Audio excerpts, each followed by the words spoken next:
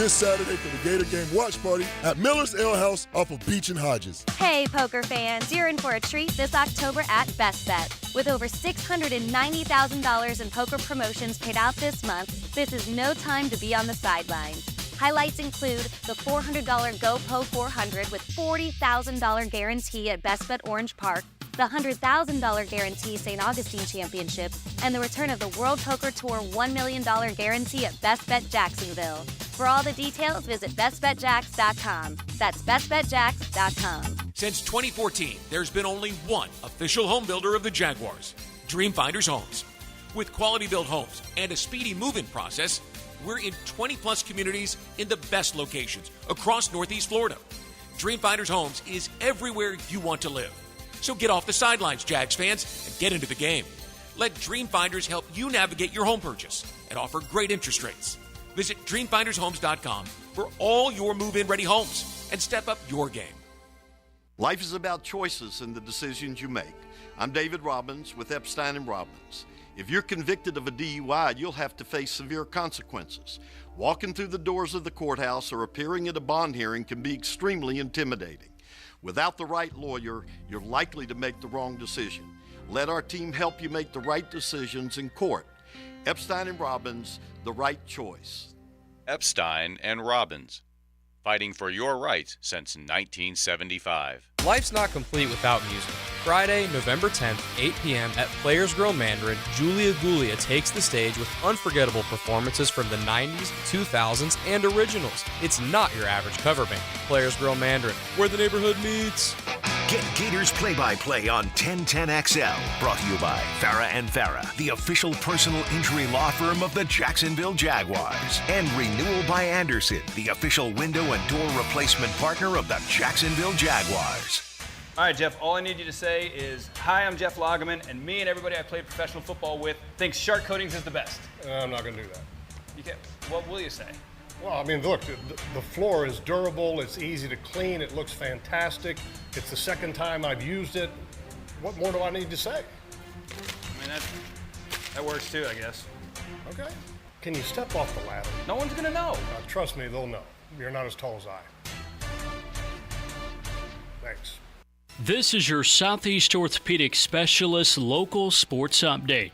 I'm Andrew Gibson for 1010XL. This update brought to you by Awaken 180 Weight Loss. The marquee matchup tomorrow in the ACC is 25th ranked Miami at 12th ranked North Carolina.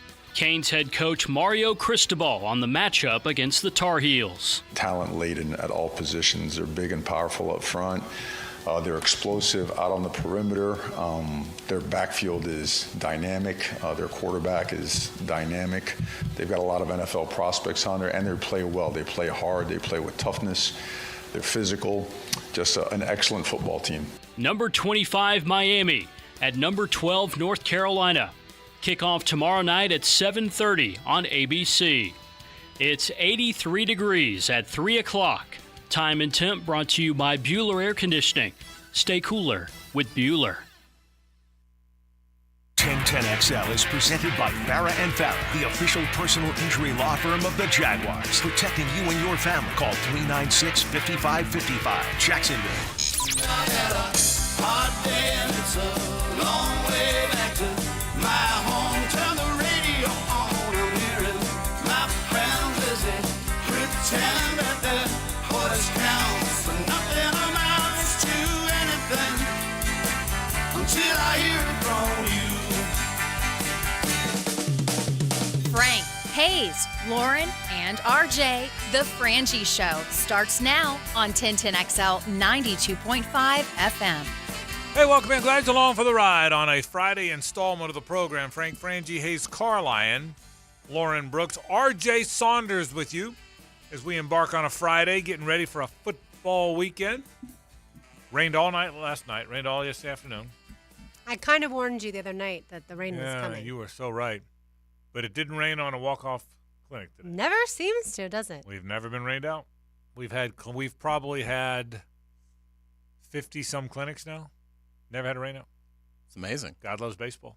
Must be the explanation. And I'm telling you, we thought last night, we got these group texts going with all the walk-off people, and we're trying to decide, do we cancel? Because, we got food coming. We got tons of coaches coming out, and we got 150 kids coming out, and we've got all this, and you don't want everyone to have to make the drive.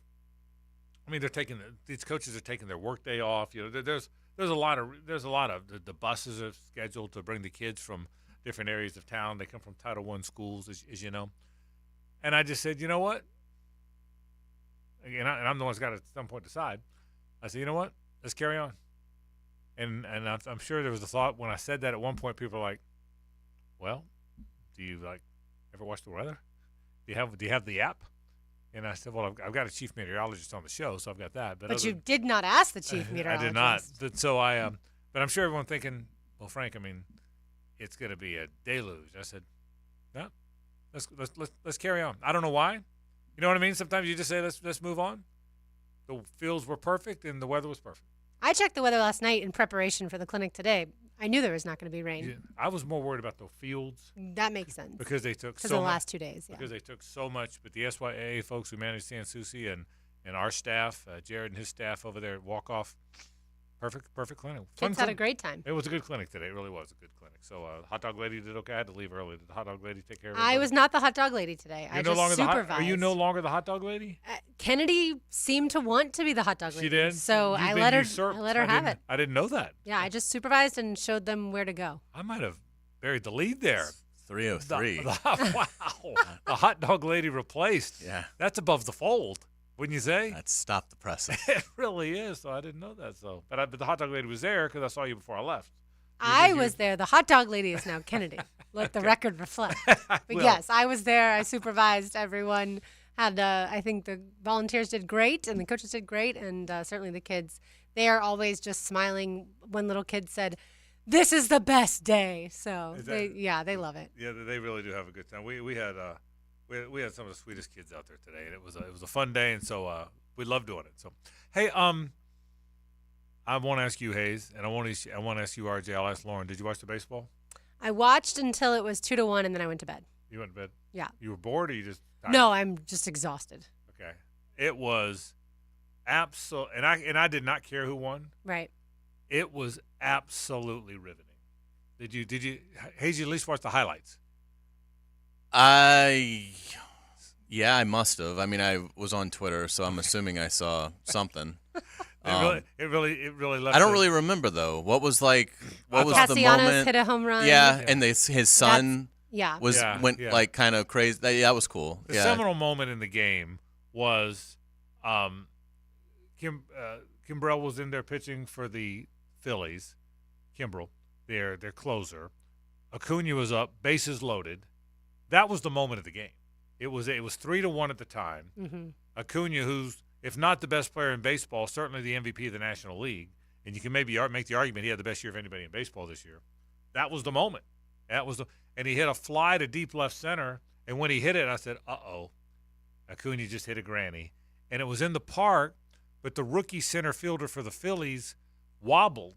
He wobbled to go catch it, And so I'm like, and he caught it, and that you knew at that point that was probably the ball game. And so the Phillies move on. It is the damnedest postseason you'll ever see.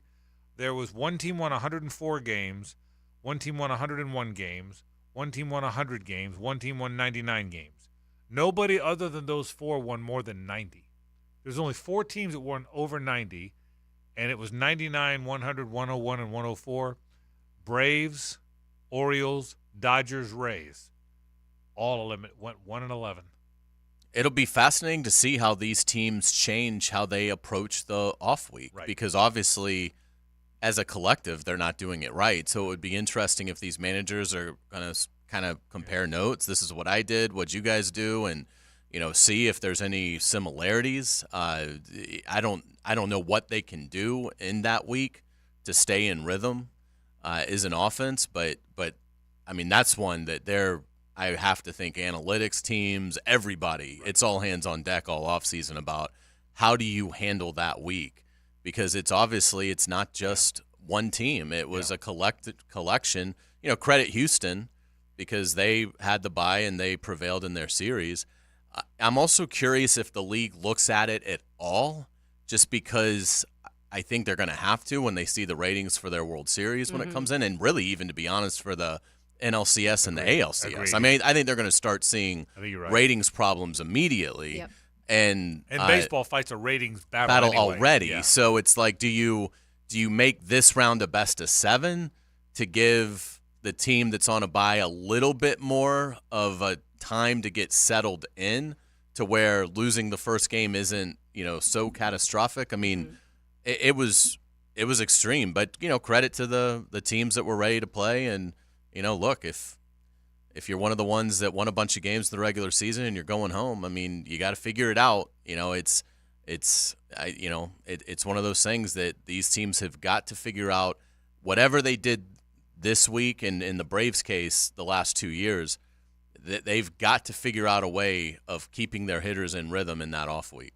Right. It's almost like if it's trending like your team is going to win the division, you almost want to start losing towards the end and come in second place and not have the bye. As weird as that sounds, I get it. And, Hayes, I probably misspoke. You asked me a week and a half ago, or whenever it was, maybe even before I left or right after, or maybe when I was gone, you said, is this new format, is the rust really hurting people? And I told you, history says it hasn't.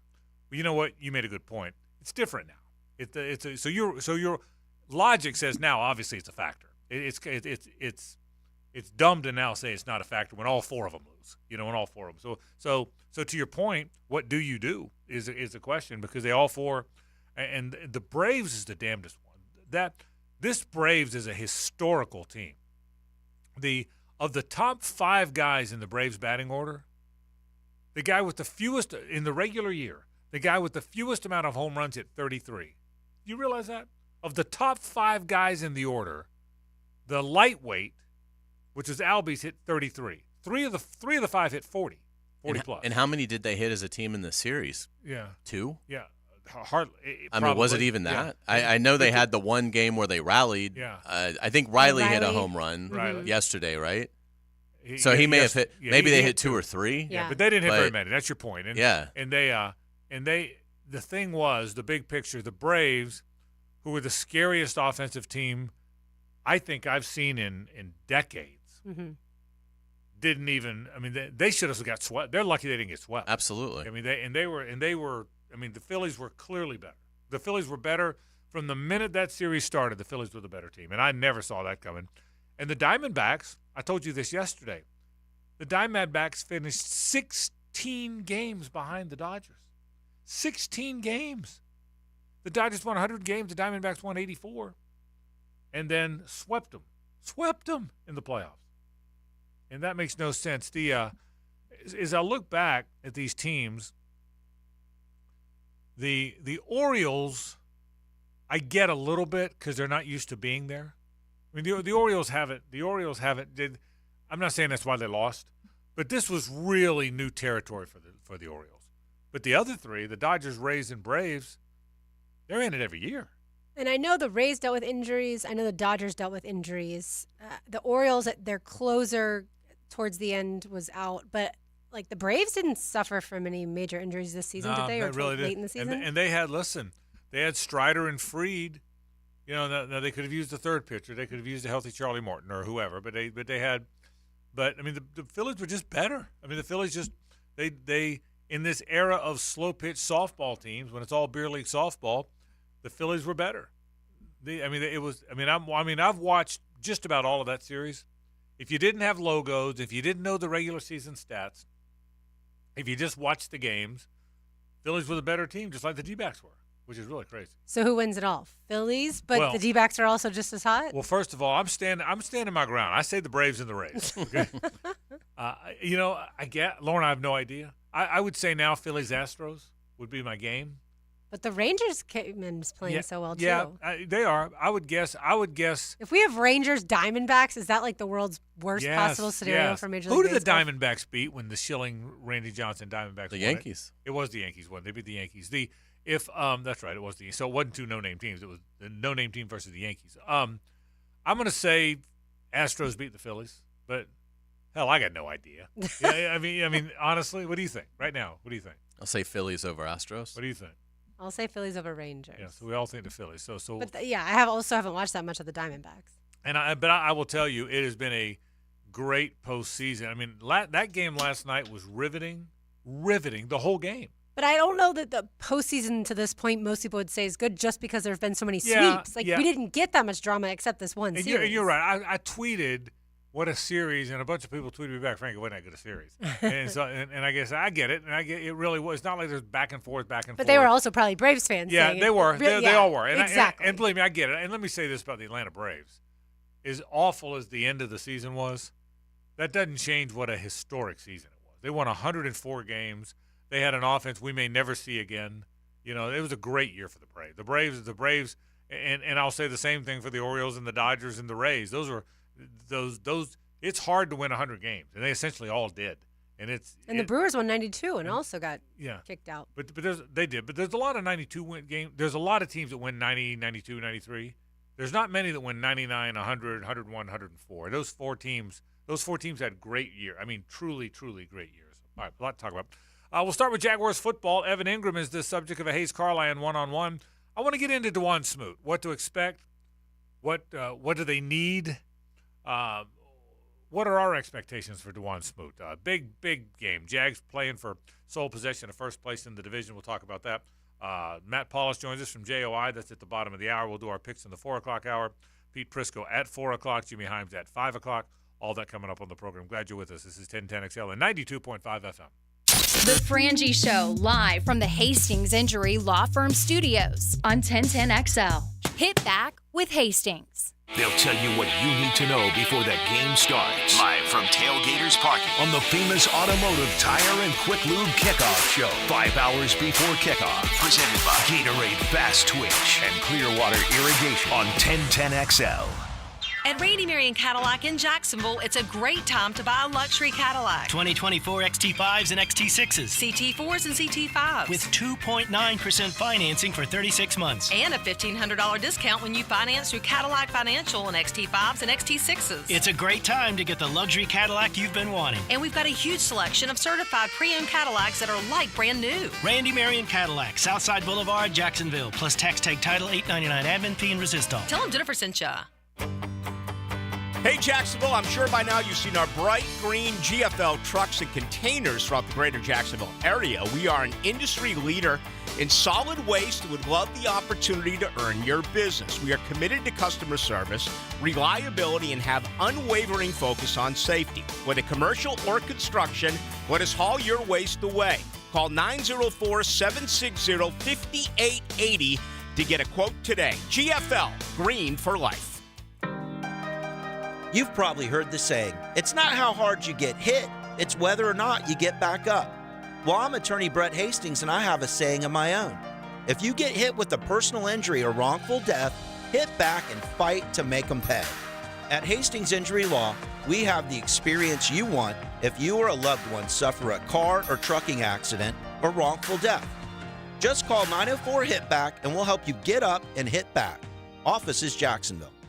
Hey, Duval, listen up. The Duval deal is happening now at Bono's. There's no better way to tailgate before a home game or host a watch party. The Duval deal serves 25 of your closest friends with 6 pounds of pork, 5 whole chickens, a gallon each of baked beans, coleslaw, and banana pudding, plus 25 pieces of garlic toast, 2 gallons of iced tea, and 2 pints of barbecue sauce. All of that for just $295, which is a $100 saving. Call 332-RIBS or go to your local Bono's today. And if you don't see a pit, it ain't legit. South Florida comes to North Florida on the Hurricane Report. I'm JJ LaSalva, and I'll keep you close to Coral Gables. Find out what you need to know about the Canes on the Performance Painting Hurricane Report. Prepare, protect, preserve on 1010XL. Whether it's a large commercial project or a multifamily property, trust All Pro Roofing for exceptional craftsmanship and unparalleled customer service. We use only the finest materials, ensuring durability and long-lasting results. Plus, All Pro Roofing now has a full siding and windows division. That's right, All Pro Roofing is not just about roofs anymore. All Pro Roofing, now your trusted partner for commercial roofing, multifamily projects, exterior siding, and windows. AllProRoofingLLC.com. License number CCC 1327056. CDC 060138. Lauren Brooks here. Tired of joint pain holding you back? Try BioTarget from Injury Care Centers. This treatment will prolong the life of your joints by targeting the root of your pain and delivering more regenerative cells to the affected area ensuring faster and more effective healing, making BioTarget the most advanced regenerative treatment. For a limited time, BioTarget starts as low as $499. Call Injury Care Centers or visit GoBioTarget.com. That's GoBioTarget.com.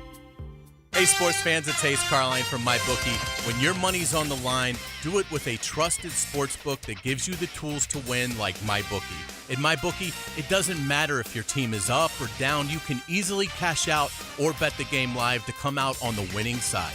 Use MyBookie for daily odds boosts, same-game parlays, and take advantage of huge prize pool contests. Every single sack, fumble, and touchdown is another chance to hit payday. This Sunday, your favorite team is at home in a rematch against the Colts. Whether you like the point spread or the game total, don't miss out. Get in on the action with MyBookie. To get started, go to mybookie.ag. On your first deposit, use promo code 1010XL. That's going to get you a deposit match up to $1,000. Try the MyBookie money bag to grab a potential Super Bowl frontrunner at long shot odds. I'm talking Chiefs, 49ers. You're not going to find odds like that anywhere else. Bet anything, anytime, anywhere, only at MyBookie. Hey, this is Jason with Bueller Air Conditioning. Why do we love to go to that awesome grocery store where shopping is a pleasure? Why do we choose that amazing chicken sandwich where the service is fast and friendly and it's always their pleasure? You see, those brands are a promise. Here at Bueller Air, our team is committed to serving the customer and delivering that same kind of brand promise. Our mission is to be the most trusted brand with friendly and professional service every single time. Give us a call today or visit BuellerAir.com. Hey, Matt Hayes here. Expert Automotive is now open at our brand new state-of-the-art facility on St. John's Bluff Road. As always, every repair comes with a lifetime service repair warranty. Come celebrate our grand reopening by getting a free AC inspection, $50 off any repair, $199 brake specials, and free diagnostics all month long. Call 374-3373 or visit us at our new location at 2190 St. John's Bluff Road. Expert Automotive. We never sell greed, only what you need. Tim Pearson here, founder of Chattanooga Whiskey. Did you know that Chattanooga Whiskey was awarded Craft Producer of the Year by Whiskey Magazine? We spent years perfecting our unique style of bourbon we call Tennessee High Malt. Try a bourbon that's truly best in craft today. Drink Chattanooga Whiskey, enjoy responsibly. Electricians, innovators, and tech enthusiasts, listen up. Miller Electric is shaping the future, and we want you to be a part of it. From healthcare and data centers, corporate offices, aviation, and industrial facilities, Miller Electric is powering the most exciting projects in Jacksonville and beyond. We offer not just a job, but a thrilling career with great pay and incredible benefits. Visit us at millercareers.com to apply. Miller Electric, where your skills meet our vision and equal opportunity employer. 1010XL is presented by Farah & Farah, the official personal injury law firm of the Jaguars. Protecting you and your family. Call 396-5555. Jacksonville.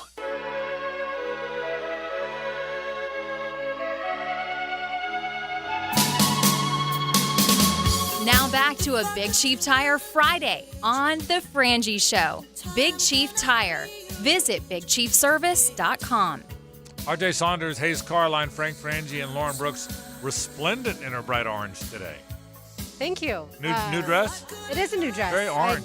I've had bought a lot of blue in the past, Yeah. and I decided I needed to mix it up a little bit. So we needed to get some orange into the mix. So you get the orange dress with the blue headset. That's right. That's called a headband. Okay. So Yeah. I like. It's kind of like I like it. Look good. It's kind of like Thank a you. 19. I mean this like in a good way. Okay. Yeah.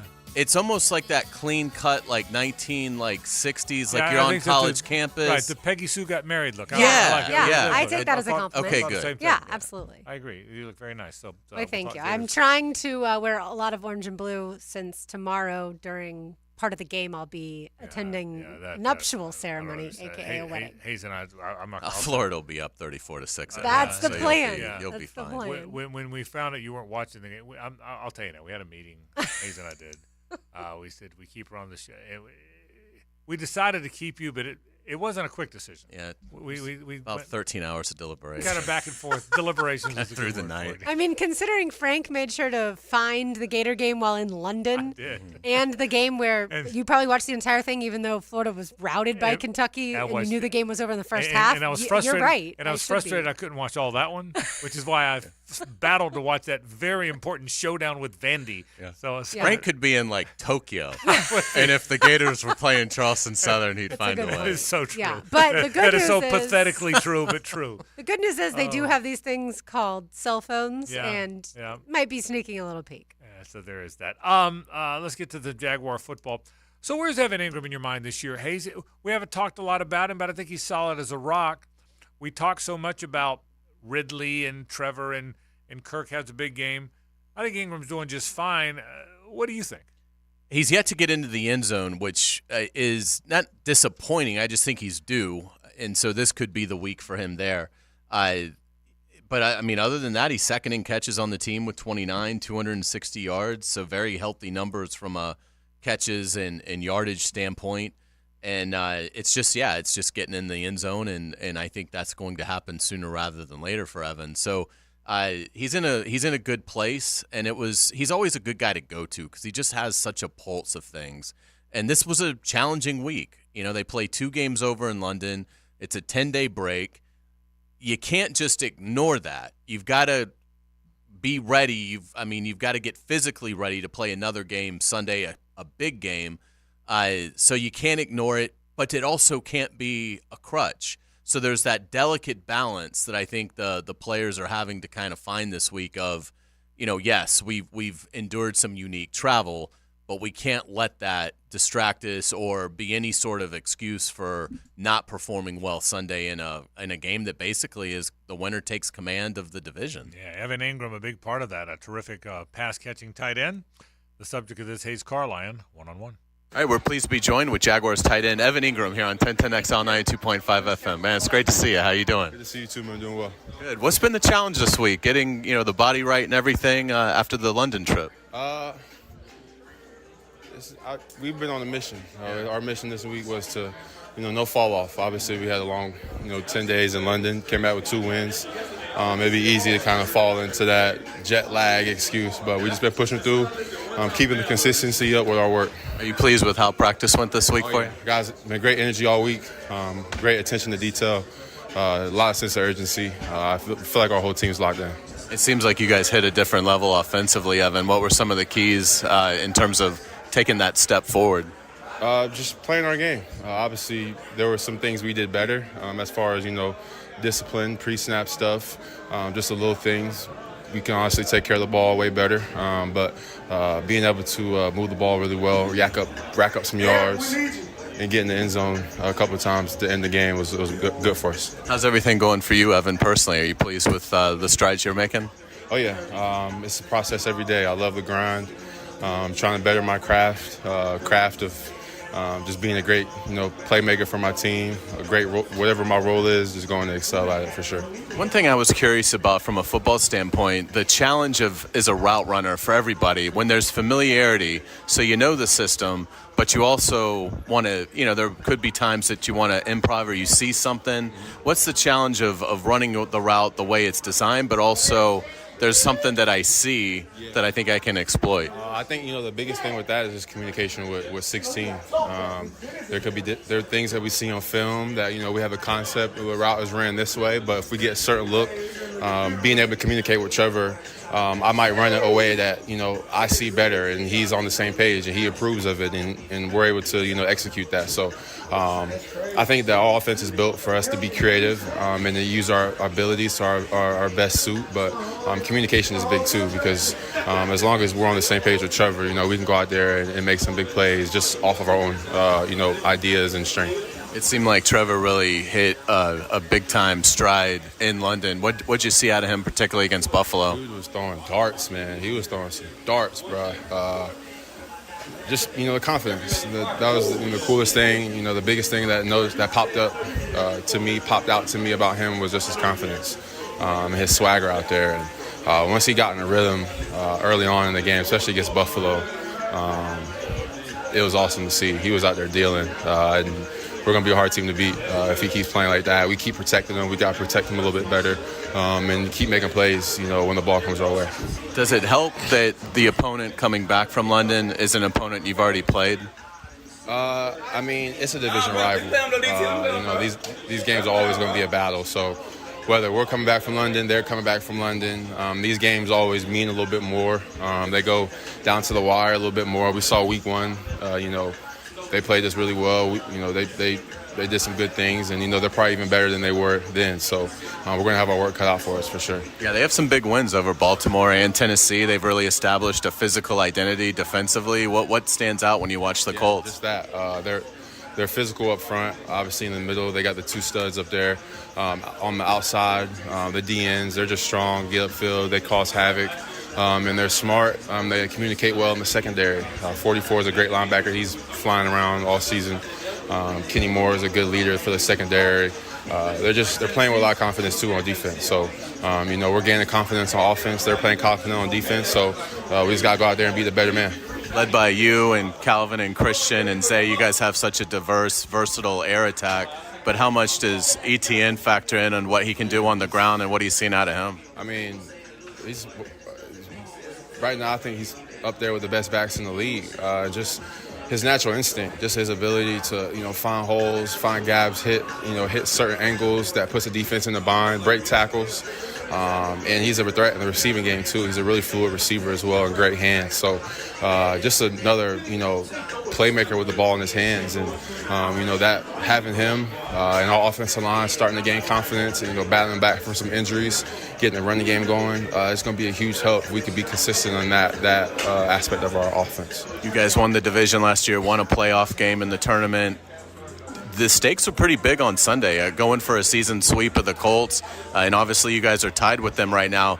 Is it too early to get wrapped up in that, or are you guys very cognizant of what a victory means for you guys Sunday? Obviously, it's a week-by-week league, and we got to stay locked in on this moment. But it is a division. It's a division game. At the end of the day, the season comes down to who wins the division. So that's the big goal of ours: dominate and win our division. And Colts they're in the hunt too.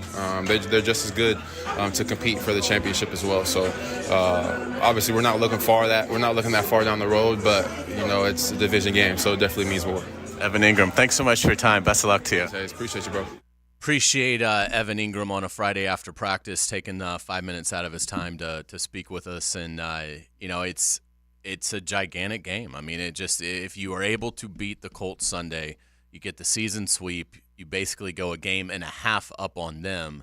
And I think really for at least a while, and hopefully for the rest of the season, if Trevor's healthy, I think you can almost put the Colts sort of on the back burner. They don't have their starter, which is going to hurt them, because I think the more Gardner Minshew plays, the less effective he's going to be for them. And and again, it enables you to really lock in on Houston. What are they doing? The Titans, who are struggling and have a difficult game at Tottenham Sunday against a Ravens team that's been giving games away. So that's almost a loser leaves town match in terms of how bad both those teams have been playing and the self-inflicted errors. But this is such a moment for the Jaguars because, again, we talked about it after the Bills game. The ending to that game was very anti-Jaguars. There was a moment where they could have tried to play conservative. They didn't. The franchise quarterback connects with Ridley on 3rd and 4, backbreaker. And they go on to win a huge game. This is a moment where the Jaguars, in their history, have not tended to play well in this kind of a moment, where you've got a divisional rival in a corner, and you can throw a pretty good haymaker on them. I don't know about knockout punch. It's probably too early for that, but a haymaker, and hopefully they can get it done. It does seem like if the Jaguars' run defense, which has been really good all season long, plays well on Sunday, then the offense doesn't even have to play its best game and the Jaguars win. That's at least in my mind how it would shape up. I'll say this. It may be a little early to determine the division, obviously, but it is cool that this early we have a game like this, that the two teams are tied for first, that the other two teams don't have as good a record, that the winner has first place, and that they don't play again. I think that's kind of cool. If the Colts win the game, well, they split the season series, and the Colts are ahead of them.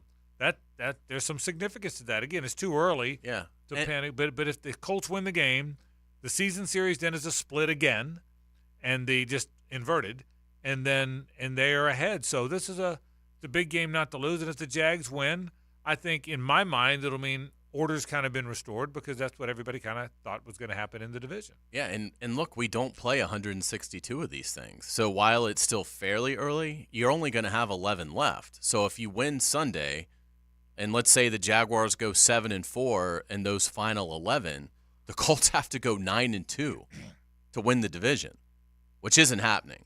So again, as long as even if the Jaguars were to finish 6-5 from this point on, the Colts would have to finish 8-3. That's not happening. So I mean, I think for the Colts, it's borderline an elimination game unless the Jaguars got hit with injuries that were just too much to overcome, and they end up, really having a difficult final, 10-11 game stretch. The Jaguars always seem to do well against the Colts in Jacksonville. Is that in the Colts' head? Or does the roster change out so much that you don't really think about it? That's a great question. It's got to be in your head some. We're all human, and even if you didn't play on the teams that happened to, you're keenly aware it happened. I mean, there's a lot of those Tennessee guys, University of Tennessee guys, that had never lost in the Swamp, but every one of them knew how long it's been since Tennessee had won in the Swamp. So you'll never convince me that wasn't a factor in that game. So it's got to be a little bit. I would think his Shaq Leonard, Quentin Nelson. Yeah. I mean, have they ever won here? No. I don't think they have. I don't think they're old enough to. They've been in the league a while. I don't know if they're there's not a player on the Colts team that's won here. So, I mean, how could it not? If you've been with Indianapolis for 6 or 7 years and you've never won in Jacksonville with, frankly, 2 or 3 instances where you were clearly the better team, it has to play in a little bit for you. And so the last time the Colts won here was 2014. Yeah, so I mean, just in terms of the Jaguars, that would be only Tyler Shatley. Yeah, that would have been here. Yeah, that's insane. So in terms of both rosters, I don't know about sometimes you can have a long snapper or a punter that's been with you for. I don't know the Colts roster well enough to know those kind of guys, but in terms of positional guys, I wouldn't think the Colts have anybody on the roster that was here. So if particularly I think for the older guys, if it's always been a loss when you come to Jacksonville, I think certainly it motivates you, but how could it not run through your head, particularly if things don't go well early for you? All right, we'll take a break. When we come back, our friend Matt Paula stops by from JOI. We'll talk about back injuries and a whole lot more. This is 1010XL and 92.5 FM. The Frangie Show, live from the Hastings Injury Law Firm Studios on 1010XL. Hit back with Hastings. We knew it was going to be a dogfight. It was going to be a 4-quarter game. Looks, fires to the back of the end zone. Caught for the touchdown. Zay Jones. Things are beginning to kind of gel for them. Took all 3 phases. What an interception inside the 10-yard line. Crunch time. The offense had to go down and have a drive. He bursts out of there. Travis Etienne. Gonna put a nail in this thing. We just have to keep moving in the right direction. I feel like we're doing it as a team. Statement game. The next one could be even bigger. We're 5 in. We've got plenty of football ahead of us. The next one is a divisional opponent. The Indianapolis Colts, Sunday at 1 on the home of the Jaguars, 1010XL. Do you love sports? Do you also love wings? Enjoy the best wings in Jacksonville in Miramar, Mandarin, and Oakleaf at Players Grill. Watch your favorite teams and enjoy burgers, pizza, salads, and of course, wings. Players Grill, where the neighborhood meets. Come on, admit it. You know you want a new Toyota, and in Jacksonville, that means you've got to go to the one and only family-owned and operated dealer for nearly 50 years, Arlington Toyota. Arlington Toyota has over 400 new Toyotas available. Camrys, Corollas, Highlanders, Tundras, Tacomas, they are all at Arlington, and you should be too. And at Arlington Toyota, your new Toyota purchase comes with Arlington's lifetime warranty, unlimited time, and miles. Why wait? Shop in person and online at arlingtontoyota.com. Baloo here for Smunez Vision. Why Smunez Vision? Well, I've been with Dr. Neil Smunez now since I got back to Jacksonville in 2006. 37 years of experience he has. Smunez Vision is a family organization that focuses on personal high-quality medical and surgical eye care. Dr. Catherine Smunez is fellowship-trained in cornea and cataract surgery and all refractive surgery. Combined, that's 30 years plus in laser eye surgery. Visit SmunezVision.com today. Care you can see. Denny Thompson here. Are you a home builder looking for a reliable low-voltage partner? Look no further than Tyson Sound and Security. They've been working hard with large and small builders for 15 years. Here's why they are the top choice. They will enhance your home buyer's home experience by offering custom home design appointments, and your budget stays intact while they deliver top quality services. Builders, send your plans over today to bid. Tyson Sound & Security, security and home automation experts. This date in sports history is brought to you by Southeast Orthopedic Specialists. On October 13th, 2019, Simone Biles becomes the most decorated gymnast in history when she wins her 25th medal at the World Championships. Mia here, and I'm on the Brackish vodka train too. Brackish has some exciting news for all you fans out there, as they've just introduced 2 new incredible flavors that are sure to elevate your experience. Get ready to meet espresso and elderflower. First up, espresso. Made with rich Cuban coffee and a touch of chocolate confessions, it's not too sweet and perfectly balanced, just like your favorite plays on the field. Drink like a local. Drink Brackish Vodka, proud partner of the Jacksonville Jaguars. Pregame Friday is brought to you by MyBookie and Dream Finders Homes on 1010XL. If you need an insurance agent, I'll recommend the best guy in town, State Farm agent Craig Dewhurst. Call him at 940-9740. Really good guy, really good agent. Life insurance, homeowners, automotive, you name it, he'll handle it for you. Tell him what you need. He'll assess your whole situation. What kind of coverage do you need? How much coverage? What should your deductible be? What do you make, and how does it fit your cost and your rates? You will love dealing with Craig. What a nice guy he is, and how he'll help you get the right answers. The best in the business. Craig Dewhurst from State Farm, 940-9740. Hey, it's Matt Hayes. Spend less on a new home comfort system with Fenwick Home Services Heating, Cooling, and Plumbing's automatic savings event. You can get up to $1,500 back on qualifying systems, plus up to 20% off new system installs. Call Fenwick Home Services today for a free estimate and free second opinion before this event ends. Hurry and visit FenwickHomeservices.com or call Fenwick today at 904-977-8519. Hey everybody, Mike Dempsey here. Football season's in full throttle, and you still haven't tried Underdog Fantasy's Pick'em game yet? Underdog just extended a $500 new sign-up match, so now's the time. Here's how the game works. You pick between 2 to 5 players, select whether they'll go higher or lower on one of their stats, then do what you usually spend game day doing, watching football. You can win up to 20 times your money in a single game by going 5 for 5. It's a fantasy game, but you can win real cash. So head to Underdog Fantasy's easy-to-use mobile app or UnderdogFantasy.com. Sign up with promo code 1010XL, and right now you'll get your first deposit matched up to $500. Remember, that's Underdog Fantasy. Use promo code 1010XL. Underdog now matching sign-up deposits up to $500. That offer won't last forever, so use promo code 1010XL. You do have to be 18 or older and present in a state where Underdog Fantasy operates. Terms apply. Concerned with your play? Call 1-800-522-4700 or visit ncpgambling.org. Malfunctions in your electrical panel can lead to hazards like fire or power outages, leaving your home at risk. So leave it to the pros and Mr. Sparky. 888-8-Sparky. Your on-time electrician, Mr. Sparky of the First Coast.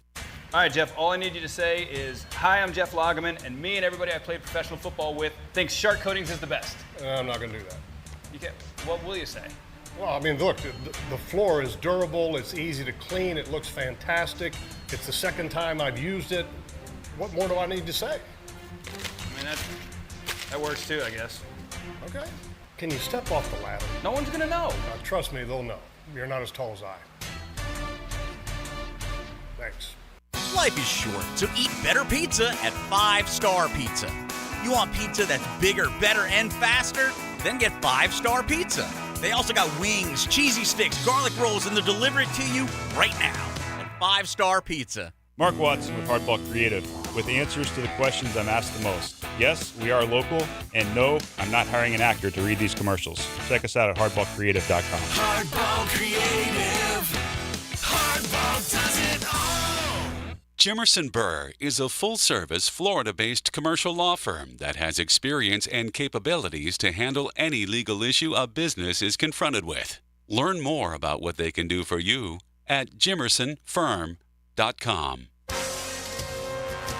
This is Dr. Kevin Kaplan, head team physician for your Jacksonville Jaguars. Here's the latest update on the Jags, brought to you by Baptist Health and JOI. Coming up on Sunday here in Jacksonville, it's a battle for first place in the AFC South. The 3-2 Indianapolis Colts visit your 3-2 Jacksonville Jaguars. If you are going to the game on Sunday, remember the JTA Game Day Express is back for 2023. You can save your gas and avoid the parking hassles of game day as the Jaguars take on the Colts this Sunday at the bank. Let them do the driving with 5 locations and passes starting at just $10 on the MyJTA app. To learn more, visit jtafla.com for more information. Jaguars Colts, kickoff Sunday at 1 o'clock. I'm Andrew Gibson with your Jacksonville Orthopedic Institute Jaguars update. 1010XL is presented by Farah and Farah, the official personal injury law firm of the Jaguars. Protecting you and your family. Call 396-5555. Jacksonville.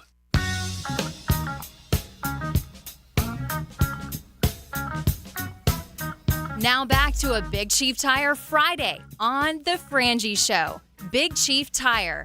Visit BigChiefService.com. Always a Big Chief Tire Friday here on The Frangie Show as Matt Paulus joins us to talk about injuries. Matt, we're going to talk about lower back injuries. When I think of back injuries, I think of that happening in older people, not necessarily high school athletes. Yeah, you're correct. The more traumatic things like a herniated disc, stuff like that, those usually happen to us more mature people. Did she look over here when she said older? Did you notice that? I did. I'm just saying. I picked up on that, Lauren. Please continue. But you do see quite a few back, strains, some muscle strains in, high school athletes, and in particular, fractures to what's called the pars of the lumbar spine. So that's like from a lot of extension.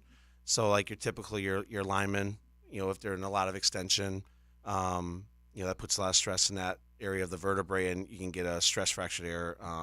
And those are a little bit more common in younger people. I would have thought this when I saw we were doing this today, Matt. I would have thought I had a daughter, but if I had a son and he wanted to play football, my fear would have been, and look, we're in the football business. We talk about football every day. Football is how we all make our living.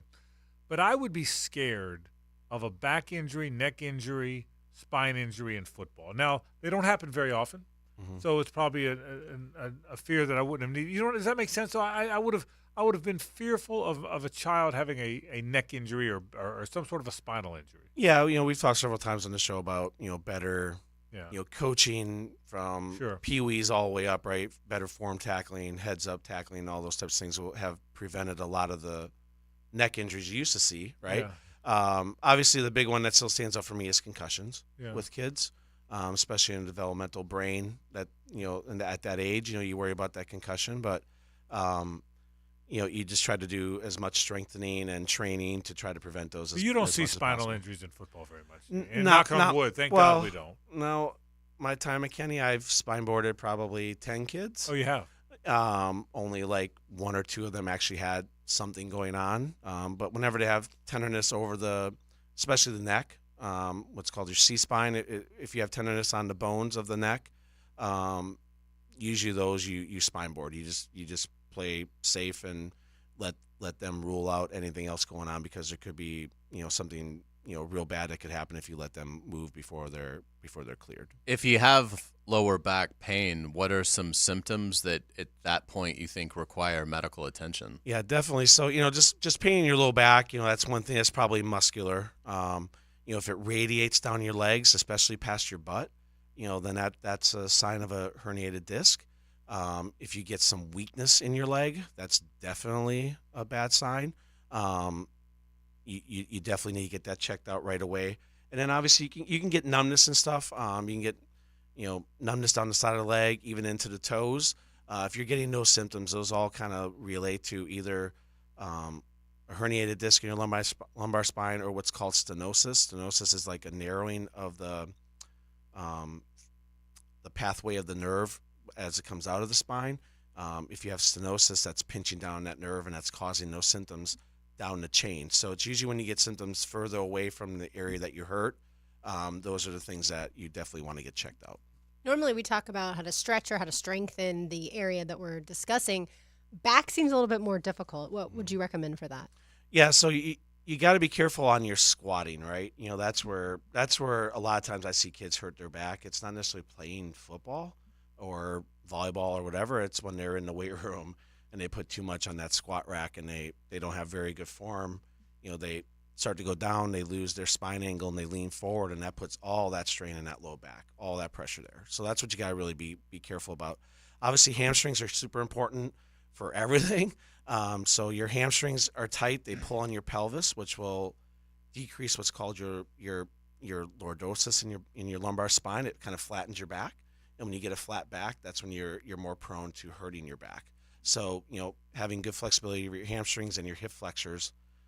You have one muscle, your iliopsoas, that runs from the front of your hip and attaches on your lumbar spine. So if you have some tightness or issues with that, it'll definitely cause some back pain, and so you got to make sure you stretch those. Now, a lot of that you're talking about, the Lawrence questions about high school athletes and young real athletes. Let me ask you this. Same question. You started the whole thing with about we older people.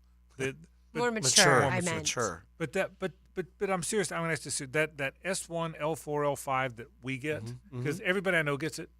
How do you, would we all get it? How do you prevent that if you're our age? I'm serious about that. You can do a lot of core strengthening. Yeah. So there's so many things out there now. Videos you can watch to help teach you safe exercises to strengthen your core, because the thing that backs up along your spine is your abdominal muscles, right? Yeah, so that's what's going to support it. So it's not necessarily doing a lot of back extensions or twists or any of that stuff like you used to do back in the day. Now it's all more about, and it's not necessarily crunches. It's more core, just tightening your muscles, making sure they're strong, can contract in different positions to stabilize your spine. And if there's not sit-ups or crunches, because that's what people know, or planks, what is it? I mean, planks are very good. Yeah. Okay. Even doing like a side plank and adding in open your knees like a clamshell. Okay. That strengthens above and below the back. So that's a really good one to do. There's yoga for flexibility, and then there's Pilates and yoga for core strength, right? So a lot of that stuff encompasses both aspects. So those are very good things to do as well, especially at the more mature people. That's an easier thing for them to handle. Are planks still like the best thing? Planks are fantastic, yeah. So planks, bridges, so you lay on your back, squeeze your butt, lift it up. That's a very good one. Tighten your abdominals and lift your knees up and just try to act like you're riding a bike a little bit, with your legs back and forth. That's a really good one. That's low impact things on your spine, but works your core very good and helps stabilize it. Hey, Zach, I can do about a 1 minute plank still. That's all I got. Oh yeah, I can do about a minute. Oh, there you go. Probably can do 5 or 6. Sure. About a minute. About a minute plank's all I got. You brought up something that I think is really important in weight training is form. Yes. I mean, and that is something that even if it's always good even just to go back and refresh, like particularly if you're going to work abdominals, because you look at, like, you can get fooled. You'll look at like a 70s, like how Rocky does sit-ups, and it's like, don't do that way. Like that, you can do it a more effective a little stressful, way. Yeah. Right. And but that's so critical in terms of because you can take such a step back if you suffer an injury just by not doing the exercise correctly. And that's a lot of stuff that we correct in physical therapy with patients is, show me how you would sit in a chair. And they go and they like twist and they turn, right? Well, okay, those are all stresses on your back that's contributing to the pain you're having right now. You need to work on a hip hinge. You need to work on sticking your butt out a little bit more, lower with your leg. The old adage of use your legs, not your back, right? Really comes into play with a lot of these things because if your form gets out of whack, you're like I said, your spine angle tilts forward too far, all that stress is in your low back, and it's not going to hold up over time. So Aaron Rodgers recently called Travis Kelce Mr. Pfizer. Your thoughts, please? That's the question of the segment, by the way, just so we're clear. Yeah, he's an interesting cat, isn't he? But I have no comment on that. I won't talk about my vaccination views. I don't think that would be a good thing right now. Can you believe Graham Mertz is completing 80% of his passes? 80%. He was like 50-something% for you guys. 11 well, yards? That's the thing. Yeah. Did he throw deep at Wisconsin? Because it's driving us crazy. That first year, those first 2 games he had, he threw it deep. I can't remember the receiver now. But you have seen him throw a ball 40 yards in the air and it be like completed. Nothing, you know, he can't do it anymore. I don't understand. Yeah, but or they don't design it, or. But I totally disagree with your assessment. Longest pass 11 yards. He's thrown something like 13. I mean, he's going way down the field. He gobbles up the yards there. That's for sure. He did suffer a serious injury at Wisconsin, right? Like he was taken to the hospital when he was hit really hard in the abdominal area. Is that right? I can't remember. I think that's correct. Okay. I can't Because exactly I wonder if remember there was what he had. something that contributed to he used to be able to throw it, now he can't. I think he's better on a rollout than he is in the pocket. Yeah. Personally, that's what I see when I watched him play. And I think he's better handing off. Or throwing 5-yard passes. He's proven he can do that, right? So there's that. So hey, look at Russell Wilson last night. He couldn't throw anything over the line. I mean, I don't know. It's quarterback's an interesting position, and there's just so much that you just don't know what's going on in the head. You know? I will tell you this, and I've told you this before. My one time ever at Camp Randall Stadium was during the Russell Wilson year, the 1 year he played there. Yeah, he was so good that day. I was convinced he was going to win 27 Super Bowls and MVPs, and he became a good pro quarterback. What's become of him is one of the most bizarre things you'll ever see. I mean, what's become of him and that team? Yeah, yeah, it's pretty bad, and it's just it's sad to see because I kind of liked Russell. You know, even Did you ever see him that year? You didn't see him play. I didn't see him in person, but it was our 1 year, and then we lost to TCU in the Rose Bowl. Yeah, Matt Paulus from JOI. Now that we've gotten into his emotional scars, that's what we're trying to do. Thank you, Matt. We'll talk about vaccines next time. We'll take a break. When we come back to the NFL, we go. Pete Prisco joins us. Stay with us. The Frangie Show, live from the Hastings Injury Law Firm Studios on 1010XL. Hit back with Hastings. 2 for Tuesday is fun, but we've got 3. Lauren Brooks, Taylor Dahl, and Mia O'Brien. Helmets and Heels. Driven by Tire Outlet. And presented by Underwood Jewelers. And First Coast Lighting and Fans. Tuesday nights at 6 on 1010XL. Hello, First Coast. I'm sure by now you have seen our bright green GFL trucks and containers throughout the greater Jacksonville area. We're an industry leader in solid waste and would love the opportunity to earn your business. We're committed to customer service, reliability, and have an unwavering focus on safety. Whether commercial or construction, let us haul your waste away. Call 904-760-5880 to get a quote today. From GFL, Green for Life. Mike Dempsey for Dandy Foods, and happy to report that Dandy has brand new goodies out there, only available at select gate locations. 4 delicious new lunch items to choose from: a hot roast beef and provolone, an Italian combo that'll melt in your mouth, spicy buffalo chicken, or a big old juicy 100% beef cheeseburger. They're all served on fresh ciabatta bread, baked locally and delivered daily, just as you'd expect from the folks that bring you fresh, never frozen goodness. Got that hometown flavor creeping up on you, yeah. Committed to the team, committed to the mission. At Navy Mutual, we're committed to providing high-quality life insurance to members of the military and their families. So our policies have no fine print and no military service restrictions. We don't work on commission. We're nonprofit, so we pass the savings along to our members. Because at Navy Mutual, our highest commitment is to you. Visit NavyMutual.org. Navy Mutual, insuring those who serve. Follow every Gators game on 1010XL. Brought to you by Renewal by Anderson Windows and Doors, the official window and door replacement company of the Jacksonville Jaguars. And Farah, the official personal injury law firm of the Jaguars. If you're facing a plumbing horror story straight out of a nightmare, summon the spectral expertise of Duck Duck Rooter. Call 904-862-6769. Duck Duck Rooter, where we tackle plumbing scares so you don't have to.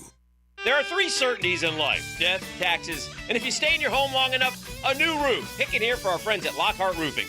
Nobody better in Jacksonville. How do I know? They are a local certified Master Elite contractor, and that means they have a GAF Master Elite warranty. That's the best in the roofing industry. In this day and age, don't settle for cheaper discount roofers. Lockhart Roofing has been here for decades. They aren't going anywhere. Call my friends at Lockhart Roofing, 994-3851. That's 994-3851. Lockhart Roofing, Jacksonville's best for Jacksonville people.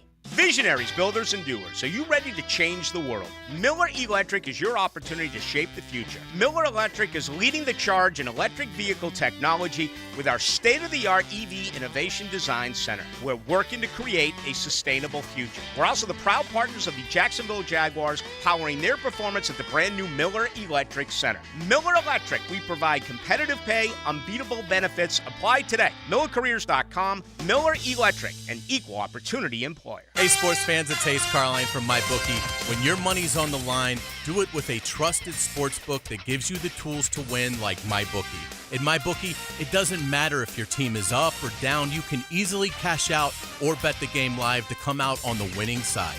Use MyBookie for daily odds boosts, same-game parlays, and take advantage of huge prize pool contests. Every single sack, fumble, and touchdown is another chance to hit payday. This Sunday, your favorite team is at home in a rematch against the Colts. Whether you like the point spread or the game total, don't miss out. Get in on the action with MyBookie. To get started, go to mybookie.ag. On your first deposit, use promo code 1010XL. That's going to get you a deposit match up to $1,000. Try the MyBookie money bag to grab a potential Super Bowl frontrunner at long shot odds. I'm talking Chiefs, 49ers. You're not going to find odds like that anywhere else. Bet anything, anytime, anywhere, only at MyBookie. Key Buick GMC receives special financing on GMC's rates as low as 0.9% for 36 months, 2.9% for 48 months, 3.9% for 60 months, and even 5.9% for 72 months. With a $2,500 Buick and GMC purchase, loyalty, in addition to $1,250 GM bonus cash. Whenever you purchase a brand new vehicle from Key, whether it's a Buick or a GMC, it always comes with a lifetime powertrain warranty. Across the street from Tinseltown, Southside and Gate. The Jaguars are back and ready for another AFC South showdown. Join the team at Everbank Stadium as they take on the Colts October 15th. Go to jaguars.com/tickets or call 904-633-2000 for this special game. Life is about choices and the decisions you make. I'm David Robbins with Epstein & Robbins. If you're convicted of a DUI, you'll have to face severe consequences. Walking through the doors of the courthouse or appearing at a bond hearing can be extremely intimidating. Without the right lawyer, you're likely to make the wrong decision. Let our team help you make the right decisions in court. Epstein & Robbins, the right choice. Epstein & Robbins, fighting for your rights since 1975. WJXL AM Jacksonville Beach. WJXL FM Jacksonville Beach. Hey, I'm Tony from Tony D's Pizza. People ask me all day long, is it the water that makes the difference? Well, yes and no. Even water can't make a good pizza. It's the ingredients, too. The best tomatoes, the best flour, and the best cheese. Oh, and a lot of love. Tony D's New York Pizza, Bay Meadows and 295. It's a scary time of year, especially for North Florida jewelry stores. It's the time when Beard's Diamonds offers its incredible buy one, get one on wedding band sale. But hurry, these savings will absolutely end on Halloween. At Beard's Diamonds. This is your Southeast Orthopedic Specialist Local Sports Update. I'm Andrew Gibson for 1010XL. This update brought to you by Woody's Barbecue. Jacksonville native Carson Beck is coming off a career performance against the Kentucky Wildcats, a game in which he threw for 389 yards and 4 touchdowns. One of those touchdowns went to his All-American tight end Brock Bowers. Carson spoke this week about what Bowers means to the Georgia offense. I mean, he's Brock Bowers. He's going to make plays. He's going to show up every single Saturday. But even just having him out there, like the distraction that he kind of makes for all the other guys to, step up and make plays is definitely a huge part, I think. The 6-0 Bulldogs are a near 5-touchdown favorite tomorrow at Vanderbilt. It's 85 degrees at 4 o'clock. Time and temp brought to you by Bueller Air Conditioning. Stay cooler with Bueller. 1010XL is presented by Farah & Farah, the official personal injury law firm of the Jaguars. Protecting you and your family. Call 396-5555. Jacksonville. Let's ring up another guest on the All-Pro Roofing phone line. Time for all things Jaguars and NFL with Pete Prisco. The Prisco Report, presented by Showtime Sports Cards and Collectibles. Showtime. On the Frangie Show. And we do welcome in our friend Pete Prisco, always brought to you by Showtime. Hey, folks, celebrate the start of the NHL season with 20% off all hockey hobby boxes for the next week at Showtime. Boy, they've got them all over there, too, now. The Showtime is at the corner of Phillips and Shad Road, or you can find them, of course, on Facebook, Twitter, and Instagram. Pete Prisco joins us. Hey, Pete, NHL season started. You still going to watch the NFL or just hockey now? I watch both. The Panthers got shut out last night. They didn't score. 2-0. So you'll be locked in now. It's hockey time for you. You're the hockey guy, right? I love hockey. I love the hockey. Yeah, I'm a big Panthers fan. I enjoy going to the games. It's fun. Cool. By the way, you're back, so that means I don't get 62,000 pictures on Twitter of every country. By the way, my greatest motivation for the pictures is how much it annoys Baselli. Just so you know that, Pete. That's the greatest motivation ever. Mention it to Baselli just once. For me, do that, please, just for once. I will Monday for sure. I say, hey, too bad Frank's back. We could see more pictures. Drives him crazy. He'll want to fight you. It's a good thing you're not together. So I saw your birthday dinner picture, by the way. Yeah. And Baselli's steak was enormous, and he said he didn't eat it all. I'm like, yeah, is that true? I don't think he did, actually. I don't think he did. I think it's probably true. Frank, we're a year older, buddy. I know. Yeah. Pete, by the way, for people that don't know, Pete and I, our birthdays are a day apart. So, but we're a year older, but I'm a couple years older than Pete, just so you know. So Pete's a youngster to me. But yeah, happy birthday, Pete, as well. Yeah, same to you. All right, Jags go over there and win twice. It's funny how the league goes, isn't it, Pete? Everybody's worried that they're not nearly as good as you thought. I'll say what I said all along. I think the Bills have a good team. I think the Jags have a good team. I think the Jags are going to be in double-digit wins. I think they're going to win the division. And I think people panicked for no reason. I wasn't surprised at all that they played that well against the Bills. What did you think? I was a little surprised, but I think this. You know how I felt before the season. I still don't think we've seen the best of this team offensively. I don't think it was better. It was good, but I don't think we've seen the dynamic offense that I thought I would see, and it's coming. And so, if you're going to get them, you get them early. I mean, the Texans got them; they got them early, but I think they're getting better, and that's the most important thing, because they have to be able to. They still don't drive the ball down the field as much as I would like. There's still a lot of horizontal stuff, and don't get me wrong, I'm not criticizing the play calling. I just think they've been a little hesitant in large part because I think the interior of the offensive line has been a concern. But yeah, we're starting to see glimpses of it. It was much better, and I think defensively they played really well. Mike Caldwell's done a nice job with that group. Yeah, he has. Pete, what has to concern the Jaguars when it comes to the Colts? Stop the run. I mean, if you stop the run, you win the game. I think it's really that simple. And, look, Gardner Minshew, to me, he's always a backup quarterback. That's what he is. I know he started in Jacksonville. People loved it, but Minshew mania and everything else. But he's a good quality backup. He's nice to have you come off the bench. But preparing for them, you'd rather face him than Anthony Richardson, in large part because Anthony Richardson can do so many different things. And you know what you're going to get from Minshew. So I think you have to stop the run. The offensive line, by the way, was a disaster last year at Indy. Much better this time around. Much better. Pete, when it comes to pass rushers, the Jaguars will get Dwan Smoot back. It looks like he'll play on Sunday. But should they be interested in and starting to go after one of these guys that potentially could be on the trade block? Danielle Hunter would be intriguing to me. Now, he's a guy that you could probably pry free for, he's going to be gone after the season, so 3 or 4. I would inquire about that one. That was one. That's definitely one I would go sniffing around. Now, I don't know necessarily if the Vikings are in that mode right now because they haven't even played a division game yet. I mean, the Vikings. That's the incredible thing, and so they're not technically out of anything. But they play the Bears this week. If they lost to the Bears, then I think you might start, sniffing around and maybe making that happen. Because I think Hunter was a good player and give them a nice another piece to rush the passer. These mid-level guys, Frank Clark, don't do anything. Never have done anything for you this time around, do they, Pete? No, and everybody wanted Justin Houston down, and he hasn't done anything. Right. He hasn't done anything for Carolina. When it goes, it goes. And Frank Clark had the good run in the postseason last year. He didn't do anything during the regular season. If you're not rushing the passer and playing for a bad Denver Broncos defense, then what are you doing? You know what I mean? He's not. I just don't understand why everybody gets so enamored with the name. At one point, Frank Clark was a really good player, and he was worth a look. But I don't know if he is right now. Is Travis Etienne becoming a special player? Well, I tell you what, he looked like it on Sunday. He really did, and I think the more they get him going, the more it will open up those deep shots down the field. I love what I saw from him. I always thought he would be a really good player because he has the speed. And there are plays that, where he bounces it to the outside where a lot of guys end up getting dumped, and he wins the corner and ends up turning it into a touchdown like the other day. So, I love the way he plays the game. He's an airback who can catch the ball out of the backfield and create things with his legs.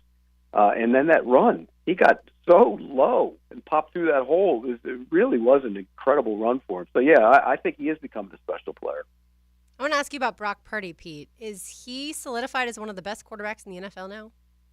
I don't know if he's one of the best, but boy, I'll tell you what, if you could pluck a guy to run that team and stick him in that system, you'd say, give me Brock Purdy. He's smart. He's accurate. His arm strength is a lot better than you saw some throws last week. You sat there and you go, wow, that's a big boy throw. I mean, he's got a big time. He doesn't have a big time arm, but he's got a good enough arm and get the ball down the field. And they make it easy on him. I mean, let's be real. They have so many playmakers. Kyle Shanahan's a great offensive coordinator, but Brock Purdy in that system is playing at an MVP level. And I didn't think I'd be saying that at this top point of the season. But here's the other part of that equation, though.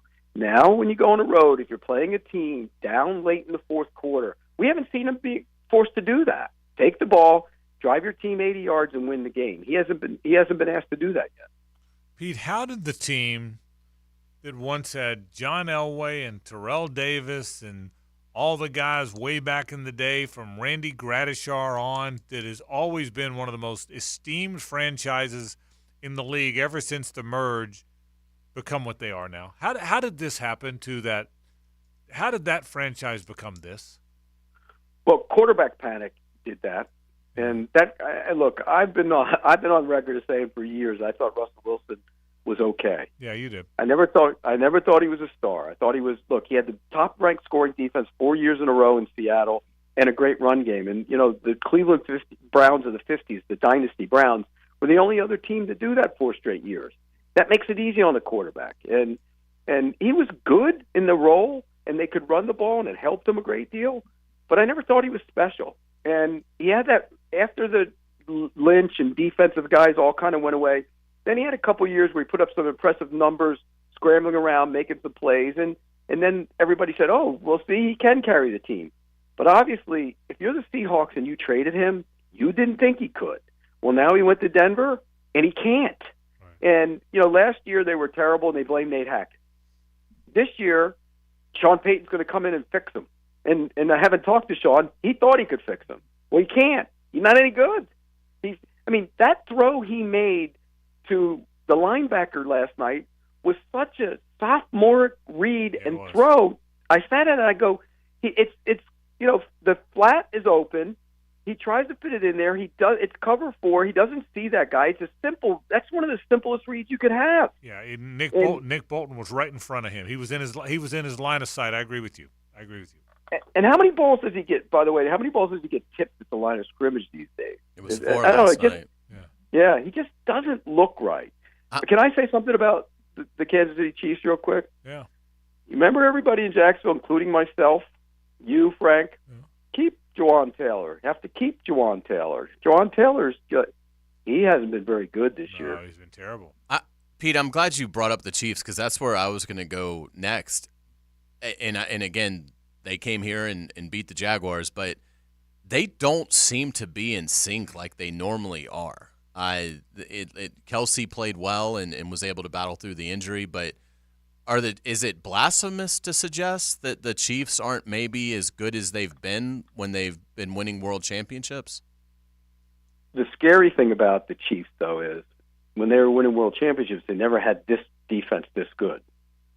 And we know the offense is going to get going. The offense will get going.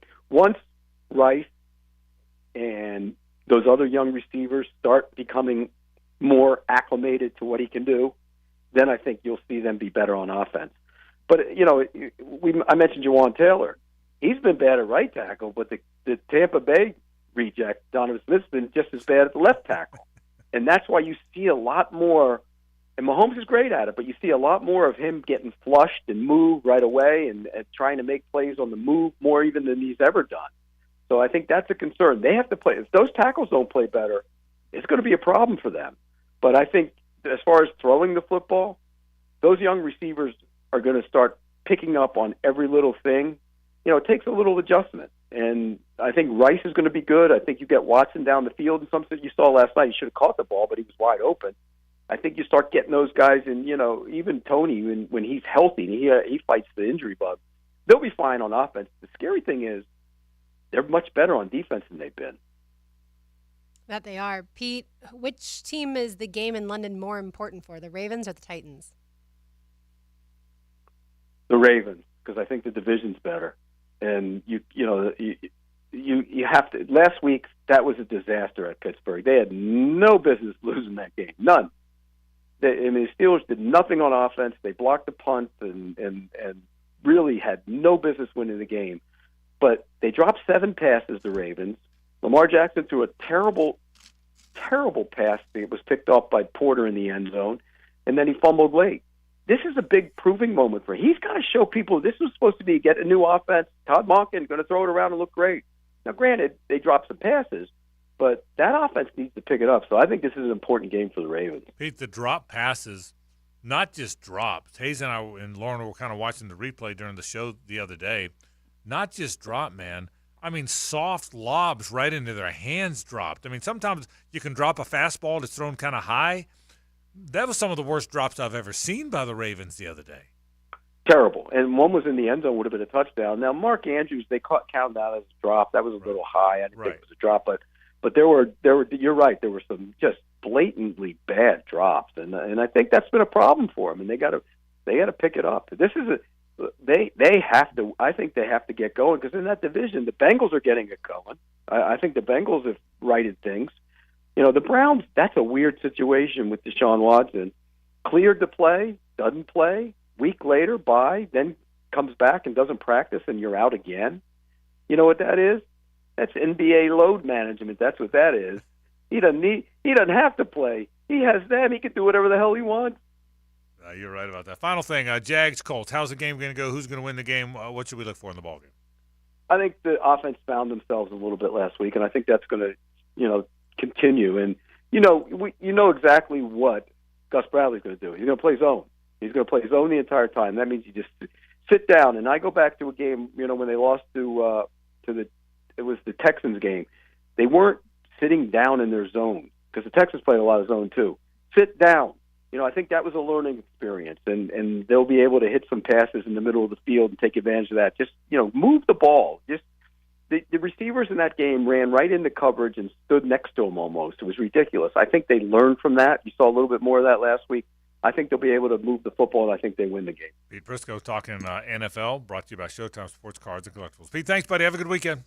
All right, guys, take care. All right, Pete Prisco talking NFL, brought to you by Showtime. Again, you can celebrate the start of the NHL season with 20% off all hockey hobby boxes for the next week at Showtime. Showtime's at Phillips and Shad. You also can find them on Facebook, Twitter, and Instagram. Some college football talk after this. Stay with us. The Frangie Show, live from the Hastings Injury Law Firm Studios on 1010XL. Hit back with Hastings. It's the ultimate tailgate. That's the foundation of this team. Supersize your tailgate with 1010XL at Southern Steer Butcher. And you know what? We're going to stand and fight. That's what we're going to do. And we're going to win. Enter now at 1010XL.com. This is Josh Woolsey with Woolsey Morecambe.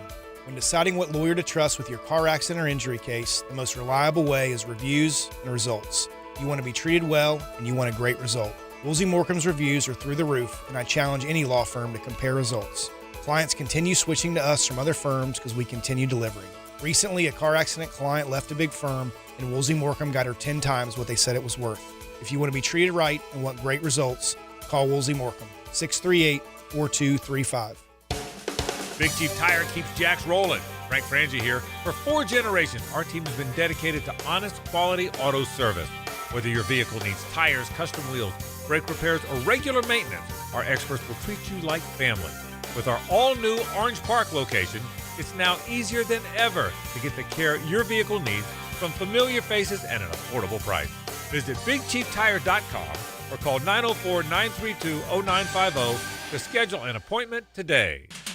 Now at Hodges Mazda, the 2023 Mazda CX-5 offers a harmonious balance of responsive handling and effortless acceleration. Lauren Brooks here. Turn heads when you lease the critically acclaimed 2023 Mazda CX-5 for only $309 a month. Plus, all vehicle purchases come with 2 years free maintenance. The sales staff works on salary, not commission, allowing Hodges Mazda to put your best interests first. That is the Hodges Mazda difference. Visit Hodges Mazda today or online at HodgesMazda.com. See dealer for details. $2,999 due at lease. Signing terms and fees for qualified lessees. 36-month lease expires October 31st, 2023.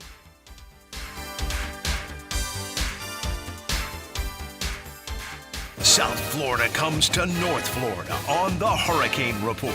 I'm JJ LaSelva, and I'll keep you close to Coral Gables. Find out what you need to know about the Canes on the Performance Painting Hurricane Report. Prepare, protect, preserve on 1010XL. Frank Frangie here. These days, it's hard to know which companies to trust. When it comes to banking, I trust South State Bank. South State truly values its customers, and they work hard to create meaningful, lasting relationships.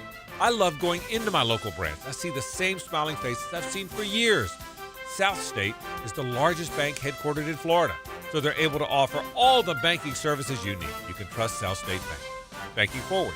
Member FDIC, equal housing lender. Southeast Orthopedic Specialists is holding their annual Bumps and Bruises clinics every Saturday morning through early November. These injury evaluations are absolutely free and open to every school and athletic program. So see us this Saturday morning at 3 North Florida locations from 9 to 10. The Brooks Center for Sports Therapy inside the YMCA. Preferred Physical Therapy, Fleming Island. And at Atlas Physical Therapy in St. Johns County. Southeast Orthopedic Specialists. Are you about ready to deck the halls for the holidays, but your home is cluttered with unwanted junk? Don't let the mess dampen your holiday spirit. Call J-Dog Junk Removal. And it's not just about cleaning up your space, it's about making a positive impact. You deserve a clutter-free home to celebrate in style. They're on a mission to make your holidays brighter and your home junk-free. Call now at 844-GET-JDOG or enter your zip code at jdog.com. J-Dog Junk Removal. Veteran-owned, veteran-operated. If you're looking for exterior solutions that provide you reliability and durability, it's time to call Armor Guard Exteriors. Whether you need seamless gutters or gutter protection, hurricane products, impact windows, glass lanais, or retractable awnings and screens, we've got you covered. Call My Home Team today for your 5-star experience at 904-906-8669. Armor Guard Exteriors, committed to quality, and that's a promise. Since 2014, there's been only one official home builder of the Jaguars, Dreamfinders Homes. With quality-built homes and a speedy move-in process, we're in 20-plus communities in the best locations across Northeast Florida. Dreamfinders Homes is everywhere you want to live. So get off the sidelines, Jags fans, and get into the game. Let Dreamfinders help you navigate your home purchase and offer great interest rates. Visit DreamfindersHomes.com for all your move-in ready homes and step up your game. Brackish Vodka, a proud partner of the Jacksonville Jaguars, is the smoothest local vodka you can find. Made right here in Jacksonville, Florida, 100% from corn, Brackish Vodka is the local gluten-free choice. Brackish Vodka, for those that live life slightly salty, a proud partner of the Jaguars. Come out to the Stout Snug for daily happy hours and Brackish Bloody Marys on Saturdays and Sundays until 3 p.m. Hey everybody, Mike Dempsey here. Football season's in full throttle, and you still haven't tried Underdog Fantasy's Pick'em game yet? Underdog just extended a $500 new sign-up match, so now's the time. Here's how the game works. You pick between 2 to 5 players, select whether they'll go higher or lower on one of their stats, then do what you usually spend game day doing, watching football. You can win up to 20 times your money in a single game by going 5 for 5. It's a fantasy game, but you can win real cash. So head to Underdog Fantasy's easy-to-use mobile app or UnderdogFantasy.com. Sign up with promo code 1010XL, and right now you'll get your first deposit matched up to $500. Remember, that's Underdog Fantasy. Use promo code 1010XL. Underdog now matching sign-up deposits up to $500. That offer won't last forever. So use promo code 1010XL. You do have to be 18 or older and present in a state where Underdog Fantasy operates. Terms apply. Concerned with your play? Call 1-800-522-4700 or visit ncbgambling.org. Life's not complete without music. Friday, November 10th, 8 p.m. at Players Grill Mandarin, Julia Gulia takes the stage with unforgettable performances from the 90s, 2000s, and originals. It's not your average cover band. Players Grill Mandarin, where the neighborhood meets. To get this thing unwrapped here. Praz, what in the world are you doing working on your Duval? That's right, man. I really identify with Duval. You live in St. John's County, knucklehead. I mean the Duval sub, the Daily Stash Duval. Turkey, ham, melted cheddar, and habanero jack cheeses. Lettuce, tomato, crispy and fresh, like me. I'm sure there's a Daily Stash sub that sums you up. The boss. Because, of course. Oven roasted beef, Munster cheese, roasted mushrooms, caramelized onions. It's the boss of all subs. Only available for me. That's just not true. What do you mean? I walked in the other day, screamed, "You know it!" and said, "A boss for a boss." Well, no matter who you are, there is a Daily Stash sandwich or sub for you. Go find yours. They may even make you a boss. I'm sure they will, because it is Daily Stash. Where more is better. And you got that right. 1010XL is presented by Farah and Farah, the official personal injury law firm of the Jaguars. Protecting you and your family. Call 396-5555. Jacksonville.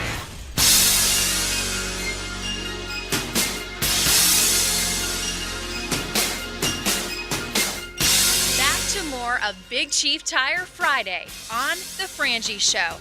Family owned since 1961. It's Big Chief Tire.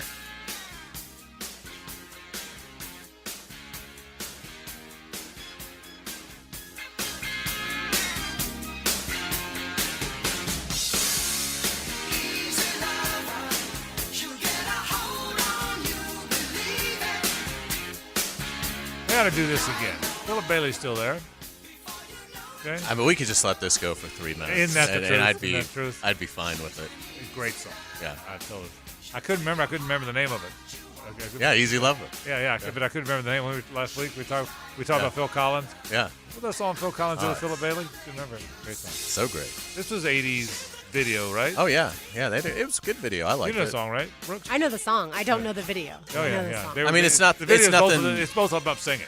Yeah, there's not much to it, but it's their dynamic is cool to see. For people that don't know, Phil Collins, everyone knows Phil Collins, is collaborating with Philip Bailey from Earth, Wind and Fire.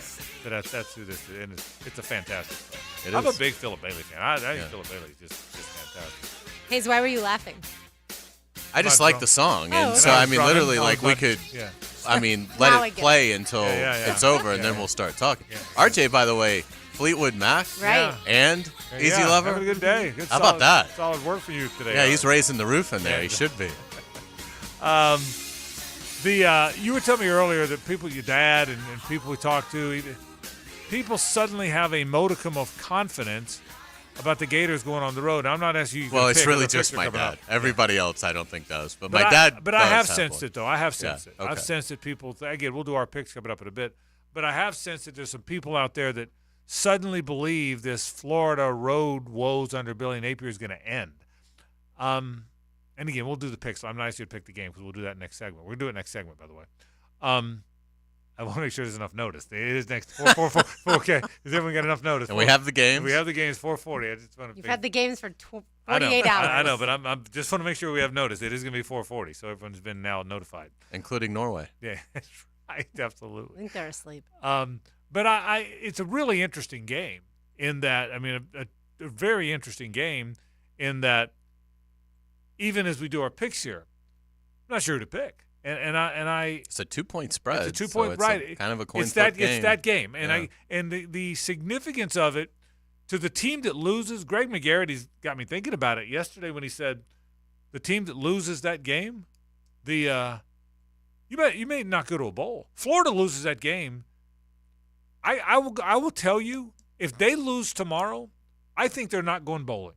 I think they might beat Arkansas, but you got to get to do we still have the thing that some 5 and 7 teams go? Or? I wouldn't count on that. Yeah, I don't think so. I would get to, if I was Florida, I'd get to 6. I'm gonna tell you, if Florida loses Saturday, I don't think they get to 6 wins. Agree or disagree? I would agree. I mean, South Carolina to me is not that good. So if they can't get it together on the road and go up to South Carolina and win, then to me, obviously, I've already eliminated the Georgia game. I've basically eliminated the LSU game, and definitely will if they don't beat South Carolina. It'd be really hard for me to think they have much of a chance even at home against Florida State, because I think Florida State would just bludgeon South Carolina. And Missouri is not going to be an easy game for Florida. So yeah, if they don't win tomorrow, then if I had to pick their record, I'd probably pick 5-7. And yeah, that means you're not going bowling.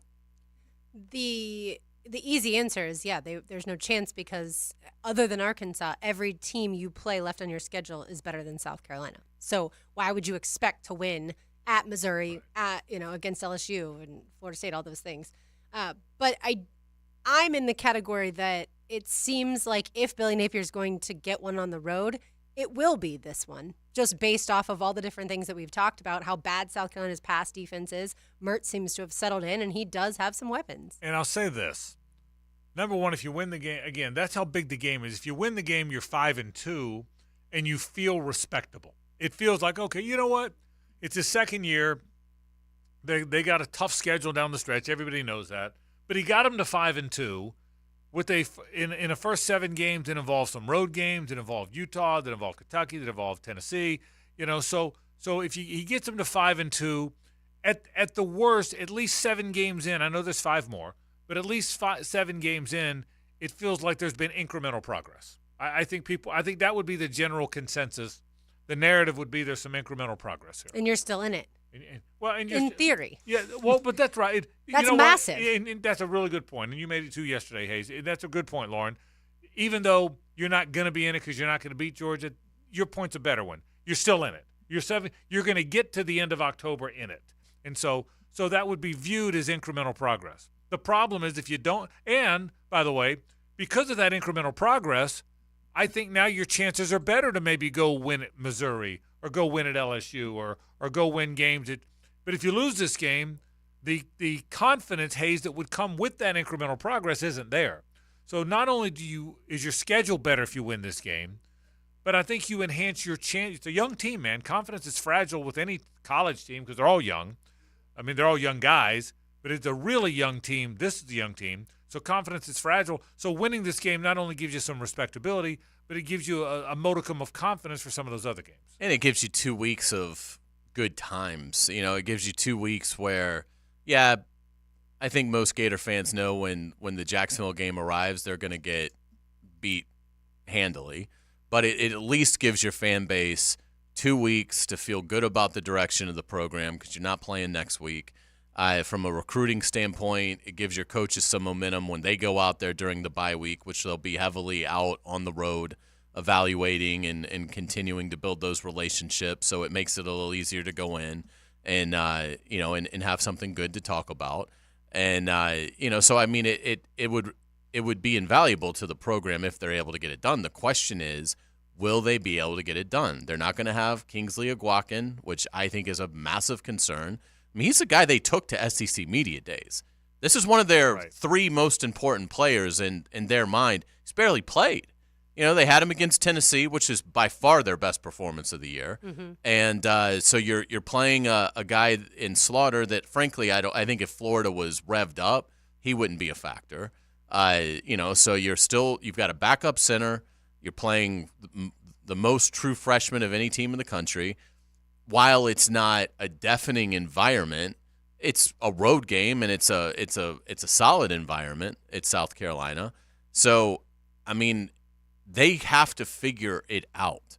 And again, Vegas expects them to lose. So, at some point, if they're going to turn the corner, this is the kind of game they have to go up and win. And to me, it's almost a complete 180. If they lose the game, all you're going to hear for 2 weeks is he's not the right guy. Why are any of these commitments going to stick and sign in December when this is what it looks like? What is he going to have to do in year 3 to hold his job? What does he have to maybe do the rest of this season to hold his job? I don't think that's going to be in play, but the conversation will be out there. Versus if you win, yes, now you pretty much believe you're going to go to a bowl game because you think you've got one game that you should win at home against Arkansas, and you wouldn't have to surprise anyone else. And my guess is they probably, if they beat South Carolina, between Georgia, Missouri, LSU, and Florida State, they're probably winning one of those four, would be my guess. So, if you win, beat South Carolina, hold serve against Arkansas, go 1-3 in those other four, well, now you're 7-5, and everybody can breathe, and your class probably holds, at least the vast majority of them hold. Anybody could have a decommitment. That's not the end of the world. What you can't have is four of them. And so, if you get to 7-5, you go to a bowl game, hopefully you win the bowl game. Hopefully that'll be more of a priority than it's been for the team the last couple of years, really the last 3 years. So I think there's still a path to them having what I think would be considered a pretty good building block season. Lose South Carolina, the path to that, to me, almost completely evaporates. Yeah, absolutely. It's interesting that both of these teams are undefeated at home and haven't won a game on the road. So it's not just Florida that, at least so far this season, that can't win on the road. South Carolina's 0-3. Yeah, I'll say this. If this game was in Gainesville, I would definitely pick the Gators. The game's in Columbia, I don't know who I'm going to pick. So that tells you I think Florida must be better, because I would definitely pick the Gators if the game was being played in Gainesville. Let's take a break. Who are we going to pick? Our picks are next. This is 1010XL and 92.5 FM. The Frangie Show, live from the Hastings Injury Law Firm Studios on 1010XL. Hit back with Hastings. Yeah, we wish we had his job too. Exactly. ESPN Jaguars reporter Mike DeRocco joins Jaguars Today every Thursday. And that would be good. Brought to you by Lloyd's Heating and Air. Commercial and residential on 1010XL. Get into your comfort zone career at AC Designs. We're hiring certified HVAC technicians and offering up to $2,000 in sign-on bonuses, paid time off, and paid holidays. Voted Jacksonville's best AC and heating company. We're the family-owned business you can call home. Join our team with paid health benefits, 401k matching, competitive pay, and more. Apply online at acdesignsinc.net/careers. Get this thing unwrapped here. Duval! Praz, what in the world are you doing working on your Duval? That's right, and I really identify with Duval. You live in St. Johns County, knucklehead. I mean the Duval sub, the Dailies Dash Duval. Turkey, ham, melted cheddar, and habanero jack cheeses. Lettuce, tomato, crispy and fresh, like me. I'm sure there's a Dailies Dash sub that sums you up. The boss. Because, of course, oven roasted beef, Munster cheese, roasted mushrooms, caramelized onions. It's the boss of all subs. Only available for me. That's just not true. What do you mean? I walked in the other day, screamed, "You know it!" and said, "A boss for a boss." Well, no matter who you are, there is a Dailies Dash sandwich or sub for you. Go find yours. They may even make you a boss. I'm sure they will, because it is Dailies Dash. Where more is better. And you got that right. The shoulder is one of the body's largest joints, prone to a variety of injuries and conditions that cause pain. Dr. George Bari here, and at Bari Orthopedics, we know an active lifestyle can lead to serious joint pain. We can help with an accurate diagnosis and treatment for a full spectrum of shoulder injuries, from arthritis, bursitis, tendonitis, or rotator cuff and labral tearing. Bari Orthopedics can help. If you or a loved one suffers from shoulder pain, don't hesitate to call or log on to BariOrthopedics.com. Getting you ready for the game. Pre-Game Friday. Brought to you by MyBookie and Dream Finders Homes on 1010XL. Hey, bourbon lovers. Tim Pearson here, founder of Chattanooga Whiskey, the only Tennessee high malt. Did you know that Chattanooga Whiskey was awarded Craft Producer of the Year by Whiskey Magazine?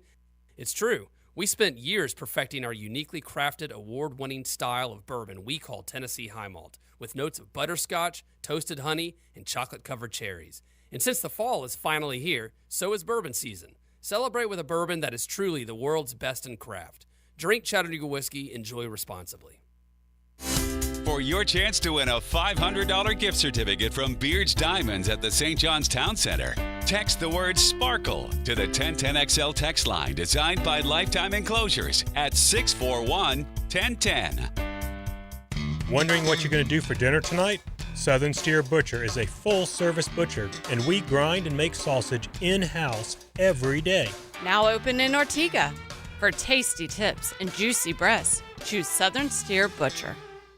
Discover the difference that local expertise makes at First Coast Lighting and Fans. Visit their showroom at the Avenues and browse high-quality products to match your desire for elegance, quality, and uniqueness at First Coast Lighting and Fans. Jags fans, Gate is offering the ultimate prize this season. A chance for you and 3 friends to meet Trevor Lawrence. With the My Gate Rewards Gatorade Club, for every 5 Gatorade products you buy, you'll enter for a chance to win. See store for details. Gate, your hometown convenience store. Hey, sports fans, it's Hayes Carline from MyBookie. When your money's on the line, do it with a trusted sports book that gives you the tools to win, like MyBookie. In MyBookie, it doesn't matter if your team is up or down. You can easily cash out or bet the game live to come out on the winning side. Use MyBookie for daily odds boosts, same-game parlays, and take advantage of huge prize pool contests. Every single sack, fumble, and touchdown is another chance to hit payday. This Sunday, your favorite team is at home in a rematch against the Colts. Whether you like the point spread or the game total, don't miss out. Get in on the action with MyBookie. To get started, go to mybookie.ag. On your first deposit, use promo code 1010XL. That's going to get you a deposit match up to $1,000. Try the MyBookie money bag to grab a potential Super Bowl frontrunner at long shot odds. I'm talking Chiefs, 49ers. You're not going to find odds like that anywhere else. Bet anything, anytime, anywhere, only at MyBookie. The best time of the year for blue crabs right now at the Blue Crab Crab House. They've been open since 1996, and they are a staple here in Duval. Sundays, you have the Bloody Mary specials, mimosas as well, $2.50 noon until 5 o'clock. Of course, each and every Tuesday, $2 margaritas. Wednesday, $1 oysters. Right off of San Jose on Julington Creek Road, it is the Blue Crab Crab House. This is Dr. Kevin Kaplan, head team physician for your Jacksonville Jaguars. Here's the latest update on the Jags, brought to you by Baptist Health and JOI. Jaguars head coach Doug Peterson with an injury update for Sunday's game against the Colts. Smoot should be good to go. You know, he's had 2 good weeks of practice. He feels good. We'll get through today, obviously, make that determination, but should be, you know, all indications there that he's would be ready to go, for this game. Walker and Zay are a little bit further away. Don't anticipate them in this game right now. Devin Lloyd's back, got him back in there, and you'll see a kind of a little bit of a soft cast, on his hand and wrist out there, but he's back in the mix. I'm Andrew Gibson with your Jacksonville Orthopedic Institute Jaguars update. 1010XL is presented by Farah & Farah, the official personal injury law firm of the Jaguars. Protecting you and your family. Call 396-5555. Jacksonville. Ain't nothing but against the party. Back to more of a Big Chief Tire Friday on The Frangie Show. Big Chief Tire, with 4 locations on the First Coast to serve you. Now, the Otterson Wealth Advisors Risk-Reward Picks of the Week. Otterson Wealth Advisors, your goals, our expertise. All right, fire it up here for us, RJ. Give me a little college music right now.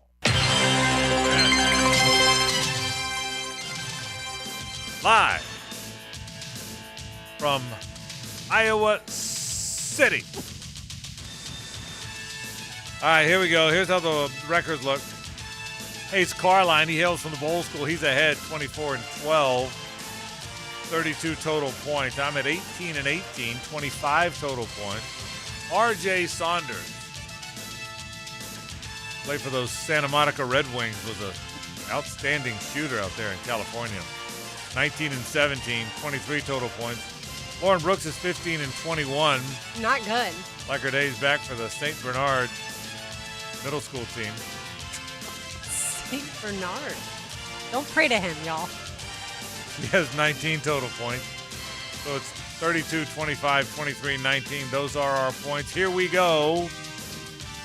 Oregon at Washington. Lauren Brooks, you're up. A couple of years ago, if you had told me I was going to take Bo Nix's team, I would have told you not in a million years. I've watched enough Bo Nix. However, He is playing at a very high level, and I believe the Ducks' defense is better than the Huskies. So I will take Oregon at Washington. Oregon under Dan Lanning. R.J. Saunders. Duck! Give me Oregon. Wow. I'll go the other way. Hayes Carline. I'm taking Washington at home on that bay. Who do you like? Yeah, to me, it's the home crowd that I think makes the difference here. They're both great teams. Penix is throwing the ball beautifully, so I can't come around on Bo Nix. So I'm going to stay anti-Bo Nix and take Washington. All right, 2-2. I understand. R.J. Saunders, USC at Notre Dame. Who do you like? Frank, we are forever going to stay true to the home city. Give me USC. Man, I've gone back and forth on this one, and I've been leaning toward Notre Dame the whole time, just because I want to sing the fight song again. Do it. But I think USC is going to win the game, so I can't do it. I'll take USC. Hayes Carline. Notre Dame has been struggling lately, but I think they're going to patch it together this week again at home. I think they've got the better defense, so I will rely on my guy, Sam Hartman, who still should be in the orange and blue. I can sing but the song but I'll if you take want me to. Sam Hartman, please, and I would like the fight song. Cheer. I won't do it since I didn't pick her. Go ahead, Lauren.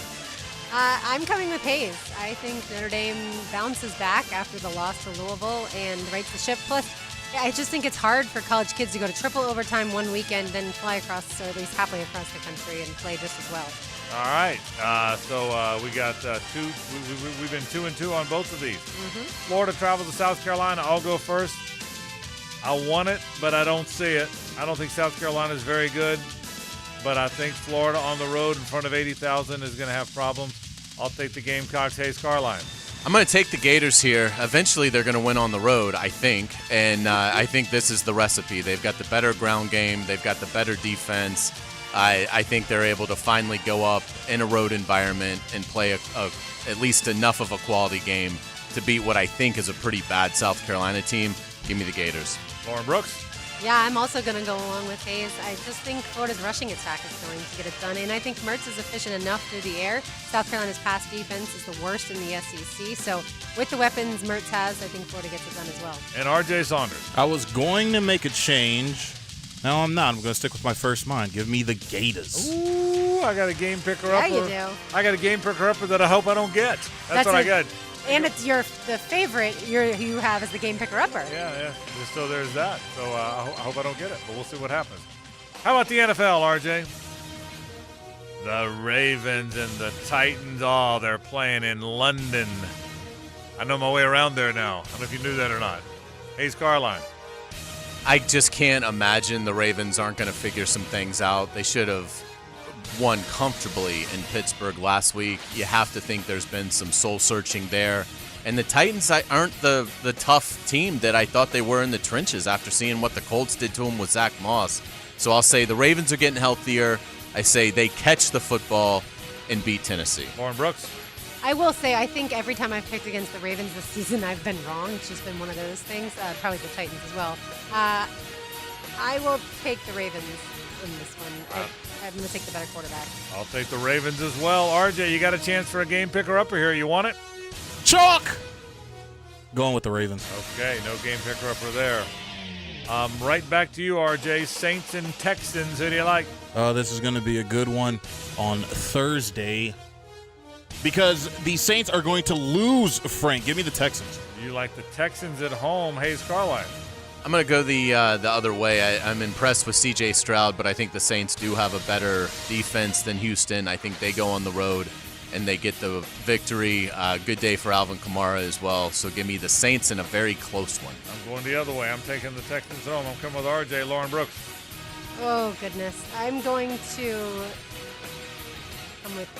No, I'm not. I'm going to give Hayes the game picker-upper. I'm going to take the Texans. Oh, game picker-upper on the road for Hayes Carline. And finally, hang on, I'm feeling good today. Hang on, I'm wound up today. Moneyball. Colts and Jags, Lauren Brooks. Give me the Jaguars. I like what I saw last week. I should have picked the Jags. Can't believe I didn't. Probably won't pick against them the rest of the year. R.J. Saunders. 3 in a row, baby. 3 in a row. Jags. Jags. I don't know if we have like a theme song like that or anything like the Jets, but give me the Jags. I'll take it. Hayes Carlyon. Yeah, I think the Jaguar run defense will do enough to slow down Jonathan Taylor and Zach Moss. I do think Taylor will be the featured back for the Colts. I think Trevor is playing at such a high level that I do think that they'll find enough points despite getting dominated in the trenches, which I think it'll be kind of similar to week 1. But I think Trevor will be a little sharper, a little lower scoring game, but I like the Jaguars 24-20. I'll take the home team as well. I think we all agree it's going to be a close game, but I'll take the Jags. So here's how our picks look. In the college realm, Oregon and Washington. Lauren and RJ both like the Ducks on the road. Hayes and I like the Huskies at home. Notre Dame and USC. RJ and I both like USC on the road. Lauren and Hayes like Notre Dame at home. Florida, South Carolina. I got the game picker-upper. I'm going against the Gators. I don't think I've ever had a game picker-upper against the Gators. I think it's the first time ever. So, but hopefully you'll be 0-1. I'm hoping like crazy. You know what? You don't know how hard I'm. Well, you probably do know how hard I'm rooting for the 0-1, don't you? So, I got South Carolina. The three of you guys all like Florida. In the NFL, all four of us like the Ravens over the Titans. Texans, Hayes has the game picker-upper. He likes the Saints on the road. The three of us like the Texans at home, and we all like the Jags. One more time, these standings look like this. Hayes Carlyon from the Moss Point Grill. He was a maitre d' there, 32 total points. I have 25 total points. R.J. Saunders, 23 total points. Lauren Brooks, 19 total points. By the way, Moneyball. Hayes and I are 4-2 on those. R.J.'s 3-3. Lauren is 2-4. Game picker-uppers. Hayes has 4 of those this year. He's hoping for his 5th. I've got 3 of those. I might get my 4th, although I'm not hoping for it. Lauren Brooks has 2, and R.J. Saunders has 1. There you go. I have a question for y'all. All right. Love question. What happened to Jack Miller, Florida's backup quarterback? Number one, I don't ever think he was very good, is the first thing that happened to him. I think he's been hampered by stuff, though. He's had the elbow injury or whatever it was. And I think they actually think they see something in downtown Max Brown. I think Jack Miller is what he is. He's an average arm, smallish drop back quarterback guy. Max Brown might not be any good, but I think he can run. I think his arm's a little bigger, and I think there's a little something there, at least in their mind. I also think we were talking about this in the press box prior to the Vanderbilt game. My guess is they have kind of worked out a gentleman's agreement with Jack Miller where they're not going to play him in meaningless games so that he can protect his red shirt because he could transfer again and not lose his year. So my guess is if Graham Mertz is able to be healthy the whole year, that Brown will be the sort of the garbage time cleanup quarterback. It's only if I think something were to happen to Mertz that maybe Miller would play significantly. So I think it's basically, hey, let's try and protect your year here. He could play in a few games and still keep it. Mm-hmm. But my guess is you're going to see Brown, and I think they'd have more of a decision if something were to happen to Mertz. I think he's transferring, so I think they're trying to protect his year. You may know stuff I don't know on that. Well, that's a guess. Yeah. I mean, but it was a topic of discussion. We were all like, because obviously Brown went in against Vanderbilt. And so that's the only thing I can think of because he's not going to play at Florida, but he could probably play somewhere. And, again, he's transferred only one time from Ohio State to Florida. So he's got the freebie because I'm assuming that or whatever. He either has the COVID one or he has his freebie one.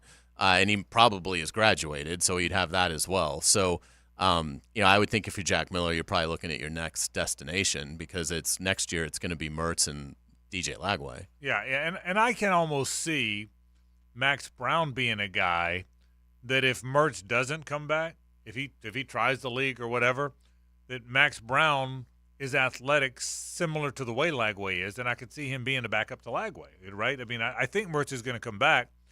But if he doesn't, and Lagway is your true freshman starter, which he would be if Mertz doesn't come back, right?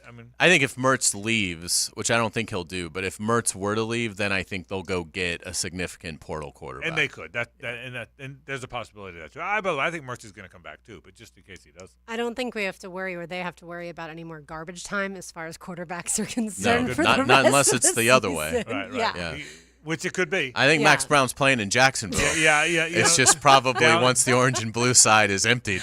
Down 48-10, that's probably downtown Max Brown. That's a pretty good chance of that. And he was officially elevated Max Brown to QB2 on the Florida depth chart. So I had already been wondering based off of what we had seen. But then when I saw that, I was like, so he's either still injured because he feels like he's been injured the entire time he's been there, or something else is going on. We'll talk more about this after Jimmy Himes. Jimmy Himes will talk SEC at 5 o'clock. Then we'll talk about this at 5:20 more in depth. But does it get sticky with Syracuse at all in Tallahassee or no? I wouldn't think, unless Florida State just doesn't show up. I still think Florida State has to be somewhat guarded on the we just didn't show up and we played terribly, that kind of a game. But it's going to take that. Like if Florida State plays even a B-level game, they should win by double digits. So the spread's gone up. It's 18.5, I think, this afternoon. My guess is they'll cover, but I think the way they're playing right now, I mean, they've just got such a talent edge over those ACC kind of mediocre to below average teams. So I'd be surprised, but it's college football. You got to play the game. If you don't play well, you could get beat. And real quick, I thought FSU would easily cover the spread against Virginia Tech. And so I think FSU fans were a little concerned that they didn't. And certainly there was that time where they just didn't play well. But no, when North Carolina beat Syracuse, 40-7, I think that's when you realized FSU's going to have a cakewalk. Part of being, and we'll talk more about this after 5:20, but part of being an elite team, which FSU has not been in a long time until this year. Now it looks like maybe they are. Part of being an elite team is knowing how to not be asleep at the wheel. We saw it a little bit in the second half against Boston College, who made a little run at them.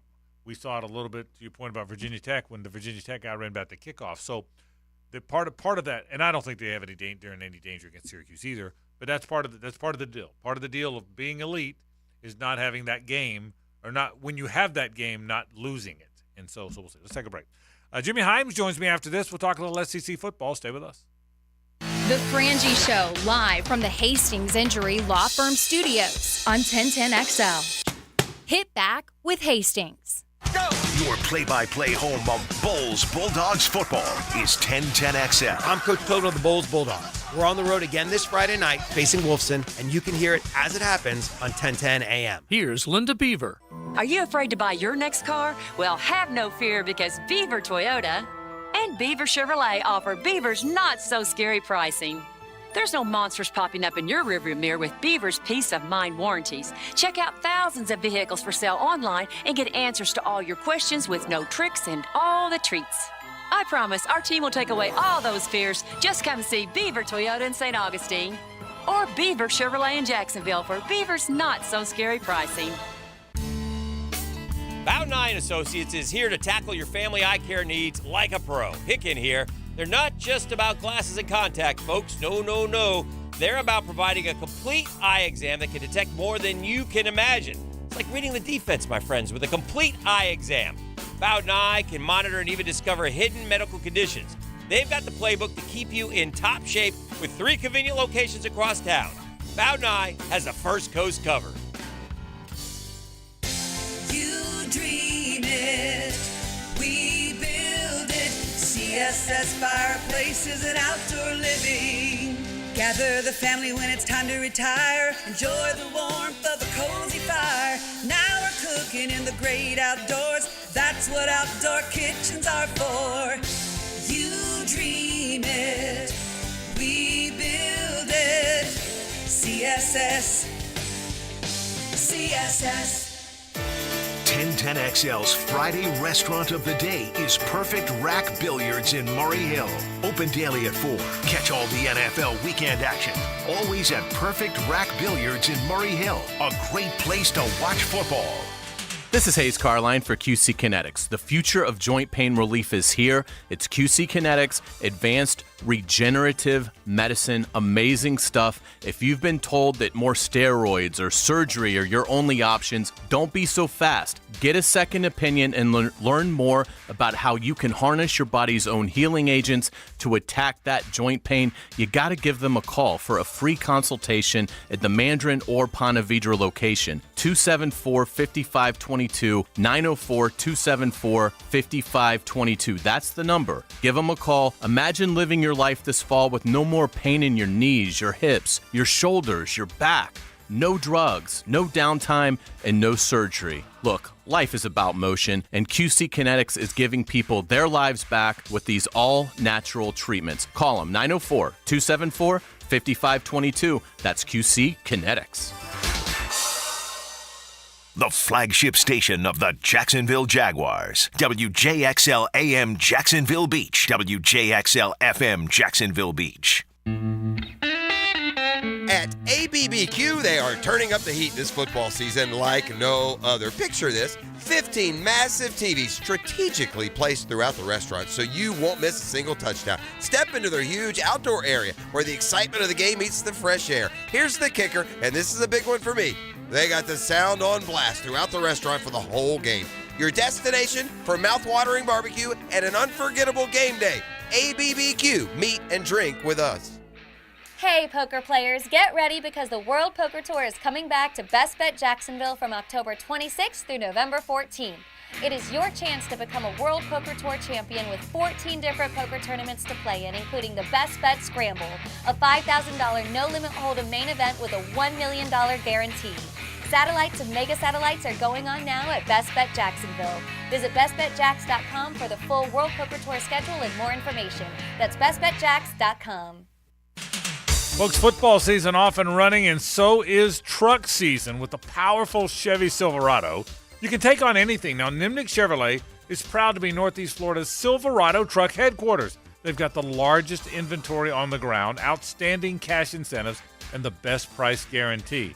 Now, with thousands of dollars in discounts and incentives and nearly 200 Silverados in stock, your perfect truck is waiting for you right now at Nimnick Chevrolet. Plus, well-qualified buyers can get rates as low as 0% APR financing. That's right, 0% APR, no payments for 90 days on select Silverado 1500 pickup. You can shop online 24/7 at nimnickchevy.com or visit the dealership conveniently located at Park and Cassett. It's football season. It's also truck season. So head to Nimnick today. That's Nimnick, your friends in the car business since 1941. Chevy. Find new roads.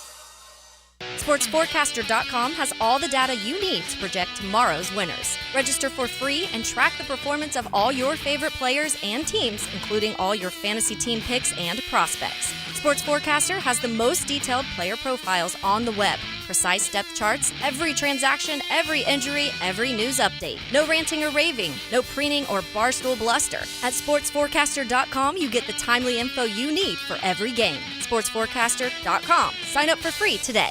Life is about choices and the decisions you make. I'm David Robbins with Epstein & Robbins. If you're convicted of a DUI, you'll have to face severe consequences. Walking through the doors of the courthouse or appearing at a bond hearing can be extremely intimidating. Without the right lawyer, you're likely to make the wrong decision. Let our team help you make the right decisions in court. Epstein & Robbins, the right choice. Epstein & Robbins. Fighting for your rights since 1975. Want even more excitement on game day? It's time to get on Prize Picks, the best way to win big on fantasy sports. Here's how it works. Just pick 2 to 6 players and choose more or less on their stats. If you get them right, you can win up to 25 times your cash. It's quick and easy to make your picks, and with fast and safe deposits and withdrawals, Prize Picks is the place to play this season. Prize Picks has awesome weekly promotions, and they're the only daily fantasy platform with an injury insurance policy, keeping you in the game even if one of your players goes down. Sweat it out, watch your entry update in real time, and continue the fun by making picks on second half and fourth quarter stats. Take your game day experience to the next level with Prize Picks. Right now, when you go to prizepicks.com/1010XL and use code 1010XL, Prize Picks is matching your first deposit up to $100. prizepicks.com/1010XL with code 1010XL for a 100% deposit match. Prize Picks, daily fantasy sports made easy.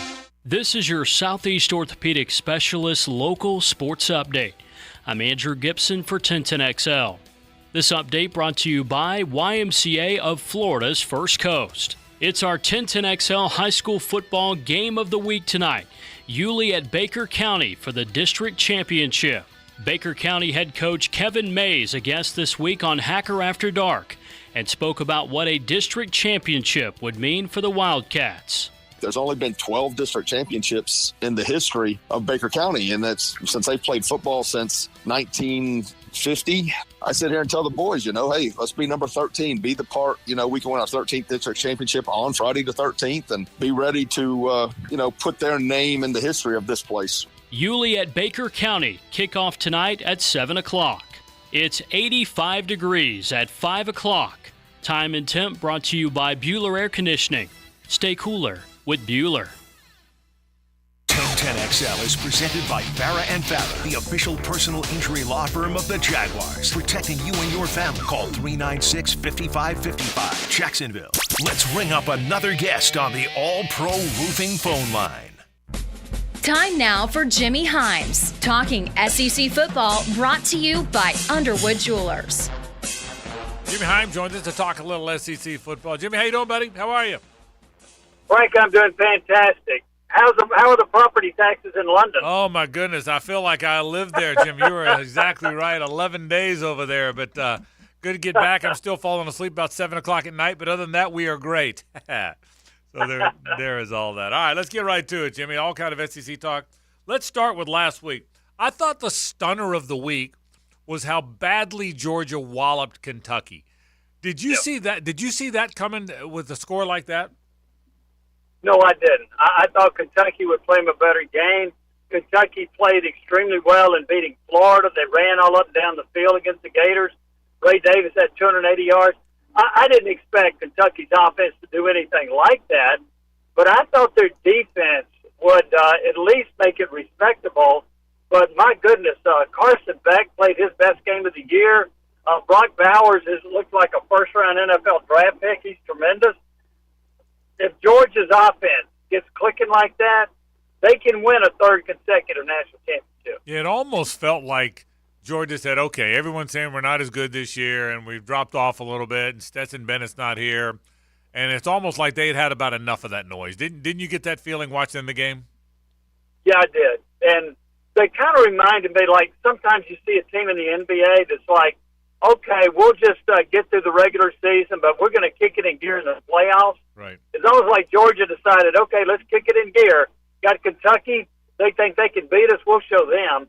I think Georgia probably from here on out, there may be an exception, but I think they're going to play really good football from here on out, and I think they have found their offensive identity. Yeah, the only team I think that even possibly could beat them is they've got to play in Knoxville in November. I think that's isn't that about the only – I'll tell you this, that's the only one there where they're not going to be a 2-touchdown or more favorite, wouldn't you think?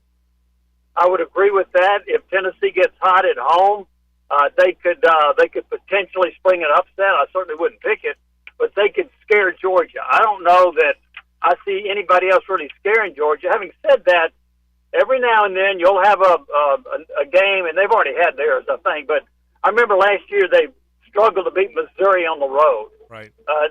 Kind of a wake-up call. But they maybe have one more game like that this year. But I don't think anybody has a real chance to beat them except Tennessee. Speaking of Missouri, they hung around. They actually led LSU for a good bit and then hung around at the end.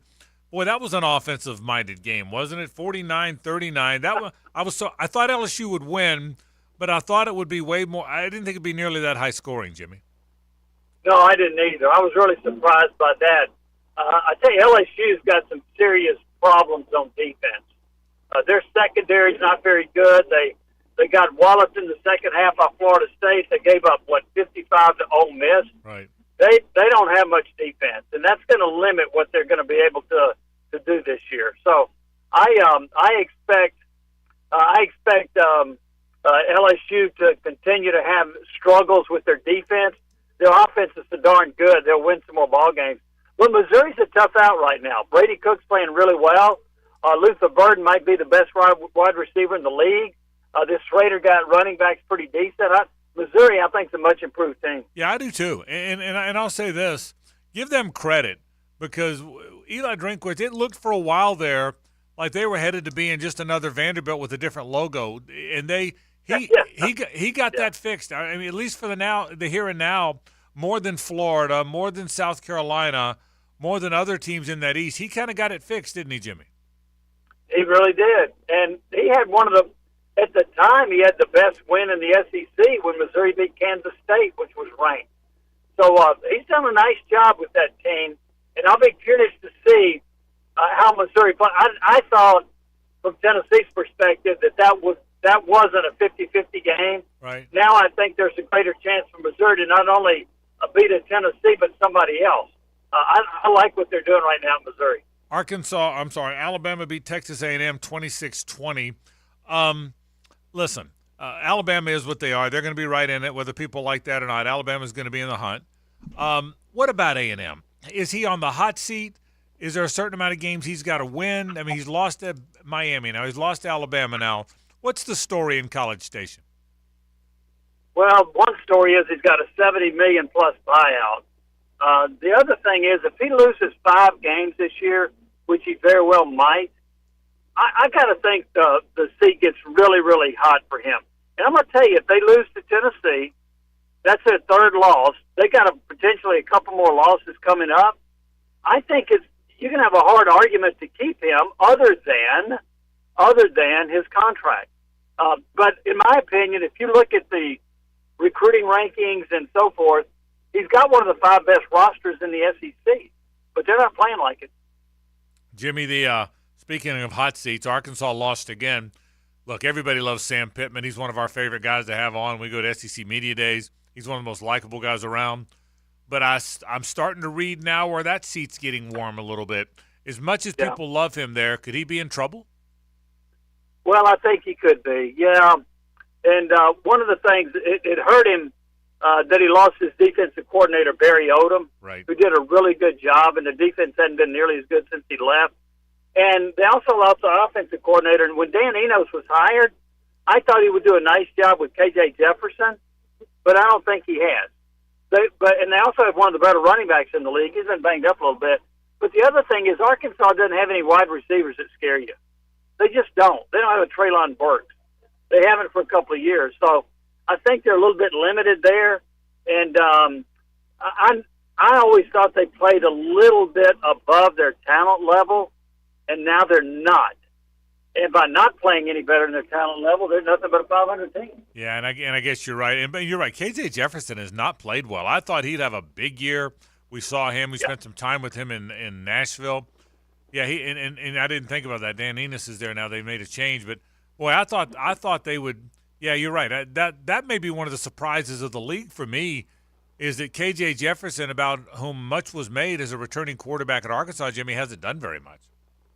No, he hasn't, and maybe it's the fact he doesn't have very good receivers. Maybe their offensive line's not doing very well. Maybe he doesn't jive with what Dan Enos is asking him to do. Maybe all 3 of those are factors. But whatever it is, he's not playing well, and when he's not playing at a very high level, Arkansas does not have much of a chance to beat good teams. Yeah, you're exactly right. With that said, good segue to our games. Let's get right to it. 6 games this week involving SEC teams. I'll start with the Hogs. We just talked about them. Arkansas has to go to Alabama. Alabama, I think, has found something because they always find something. Easy one here for the Crimson Tide, I would imagine, Jimmy. I think so. And in fact, I may have said it on your show a couple of weeks ago. I thought that Alabama would figure out a way to maximize Jalen Milroe's talent. They did that against A&M, and I think, and by the way, he had a tremendous passing game. He threw the ball extremely well. He had over 300 yards passing and 3 touchdowns. And I think with Milroe, here's the deal. If the first read's not there, run. And I think that's what you got to do with him. He is such an outstanding run. He could be a running back on that team. Right. If they chose to move him to that position. But I think they have now figured out how to use Milroe, and I think their offense from here on is going to be pretty good. And it was also smart against South Florida, whoever it was, play the other 2 quarterbacks and get that out of the system. Now they know that he's their guy. I think you're right about that. I think they win easy against Arkansas. Georgia Vanderbilt's a CBS game. That's one of the 2 CBS games. I guess it's because CBS wants to show Georgia. This might be the biggest rout in a CBS game in a long time. I know the game's at Vanderbilt, but it'll be all Georgia fans there. Boy, I think Vanderbilt's not very good. I think Georgia's going to lay it to them here, Jimmy. I do too. And I'll say this. A lot of times Kirby Smart will take his foot off the gas. So I don't think they'll score 60. I think it may be 42 or so, but it may be 42-13, something like that. I do not see Vanderbilt competing at all with Georgia. Here's an interesting game, Missouri at Kentucky. Kentucky's the ranked team there, and they're at home. But I think this one's really dicey for Kentucky. Who do you like here? I like Kentucky at home. I think that Ray Davis is probably going to have a field day against Missouri's defense because Missouri's defense is not very good. Their offense is really good. I expect Kentucky to play a lot better, certainly, than it did against Georgia. But they were vulnerable now. And I know Carson Beck played really well, but, gosh, I was really surprised that they got torched like that. I'll take Kentucky at home in what might be a relatively high-scoring game. Yeah, I like Kentucky as well. I think you're right, but because I think they've got to bounce back and can't play as badly as they did a week ago. Once upon a time, Auburn-LSU was a great game in the West. It's lost its luster, man. I've worked Auburn-LSU games and had a blast doing it. They play in Baton Rouge, 7 o'clock Eastern time. I think LSU wins because Auburn isn't there yet athletically, but I get a hunch even this one's not going to be easy for LSU. Auburn is going to give them fits, and here's why. Hugh Freeze does a very good job utilizing the running skills of his quarterbacks. For example, they ran for 144 yards against A&M, which has the best run defense in the league. 125 of those yards came from the two quarterbacks. So he is going to run those quarterbacks a lot, and he's going to give LSU's defense, which isn't very good, fit. Jaden Daniels is a little bit banged up, which may limit his running in the game. I do think LSU's got too many offensive weapons, but I think this is going to be a really tight game because I think Auburn is going to move the football and give the defense of LSU fits. Tennessee is at home against A&M. The Vols were off last week. A&M had that tough loss to Alabama. Now they've got to go to Knoxville. What happens in this game, Jimmy? Jimbo Fisher has lost his last 10 games on the road in a row against an SEC-ranked opponent. Wow. He does not beat ranked opponents on the road. The other thing is they went to Miami and gave up 48 points. That's the only true road game they've had. I don't believe in Jimbo Fisher on the road. Tennessee's won 12 in a row at home. I like Tennessee. I've got the Vols 24-20. I like the Vols as well. And finally, the closest game of the week is probably Florida at South Carolina. The Vols are a 2-point favorite. It's only the third time they've been favored over Florida since like the 70s. It's pretty amazing stuff. South Carolina 2-point favorite. Both teams, by the way, could miss. Either team that loses this game probably could miss a bowl because Florida's 4-2, but the schedule gets brutal down the stretch, and South Carolina's struggling. The Gamecocks at home against the Gators. Who do you like here, Jimmy? This is a tough one for me because South Carolina has an awful offensive line. I saw that firsthand when Tennessee played them. They can't block and they can't protect Rattler. On the other side, Florida on the road against Kentucky looked awful. So I'm only because this game is in Columbia, I'm going to take South Carolina 34-30, somewhere in that range. I'm going to come with you. I think South Carolina's going to beat the Gators as well for the reason you just said. If the game was in Gainesville, I would pick the Gators. The game in Columbia, I'm going to pick South Carolina. It's going to be an interesting week. We roll on in the SEC. Jimmy Hines from the Sports Animal in Knoxville, Tennessee. Nobody does it better. Jimmy, thanks, buddy. We appreciate it. Thank you, Frank. Have a great weekend. All right, you do the same. Back in a moment. This is 1010XL and 92.5 FM. The Frangie Show, live from the Hastings Injury Law Firm Studios on 1010XL. Hit back with Hastings. When it comes to my boys, them Jags, you've got opinions, and so do I. I'm E.T., and I'll share my instant reaction right after the game on all 1010XL social media channels powered by Brackish Vodka. Unleash automotive excellence at Osteen Volkswagen of Jacksonville. Osteen Volkswagen is not just about cars, it's 27 years of family-owned operation and community. Visit Osteen Volkswagen today on Phillips Highway and at osteenvw.com. Southeast Orthopedic Specialists is holding their annual Bumps and Bruises clinics every Saturday morning through early November. These injury evaluations are absolutely free and open to every school and athletic program. So see us this Saturday morning at 3 North Florida locations from 9 to 10. The Brooks Center for Sports Therapy inside the YMCA. Preferred Physical Therapy, Fleming Island. And at Atlas Physical Therapy in St. Johns County. Southeast Orthopedic Specialists. Hey guys, Hicken here. It's hot. The oven is on and it ain't getting any cooler. Unless you stay cooler with Bueller. Bueller Air, still locally owned and still treating their growing customer base like they're part of the family. Go ahead and Google them yourself. Bueller Air, Buehler. You won't find better rated air conditioning company in town. I use them, so I already know. Like I said, it's getting hotter than ever outside, so stay cooler with Bueller. Bueller Air. Stay cooler with Bueller. Okay, Gator Nation, are you ready to do that Gator Chunk with your boy E.T.? Brackish Vodka and I have something very special brewing for you at Miller's Ale House for the Gator game versus South Carolina. Join me this Saturday at Miller's Ale House off of Beach and Hodges at 3:30 for the ultimate Florida Gator watch party. We're taking it to the next level, baby. The Ale House is now pouring Brackish Vodka, a proud partner of the Jacksonville Jaguars. Gather your friends, deck yourself out, and come cheer with me, E.T., this Saturday for the Gator game watch party at Miller's Ale House off of Beach and Hodges. Frank Frangie here. These days, it's hard to know which companies to trust. When it comes to banking, I trust South State Bank. South State truly values its customers, and they work hard to create meaningful, lasting relationships. I love going into my local branch. I see the same smiling faces I've seen for years. South State is the largest bank headquartered in Florida, so they're able to offer all the banking services you need. You can trust South State Bank. Banking forward. Member FDIC. Equal housing lender. This is Hayes Carline for Island Wing Company, located on Southside near Tinseltown, and our new location at Bartram Park in St. Johns County. Two great locations offering the ultimate sports bar experience where you can stick to healthy options. Island Wing Company has a wide selection of fryer-free food. The wings are baked, not fried, with so many awesome flavors to choose from. You can also get delicious salmon, tuna, flatbreads, and tacos. With tons of spectacular TVs, dog-friendly patios, and 2 daily happy hours, Island Wings can't be beat. Don't wait for tomorrow. Make the days count. Gatorade has carbs to fuel and electrolytes to help replenish, so you can count on the proven formula. Nothing beats Gatorade.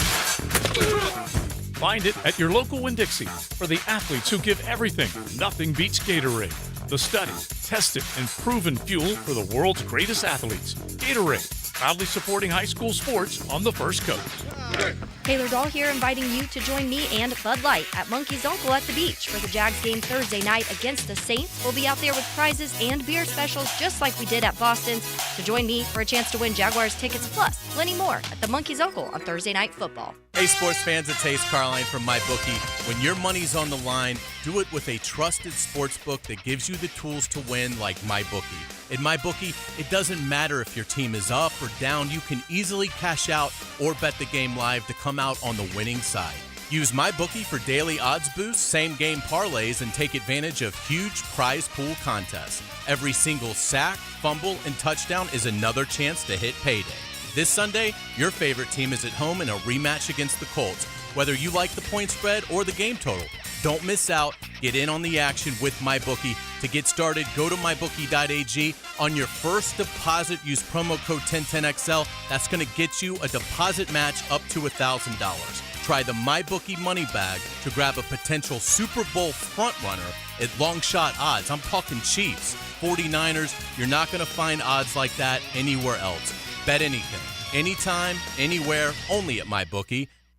Even as prices seem higher on almost everything now, count on Famous Quick Lube to still have the best price in town. Get your oil changed, tires rotated, and fluids topped off super fast for the best price at Famous Quick Lube.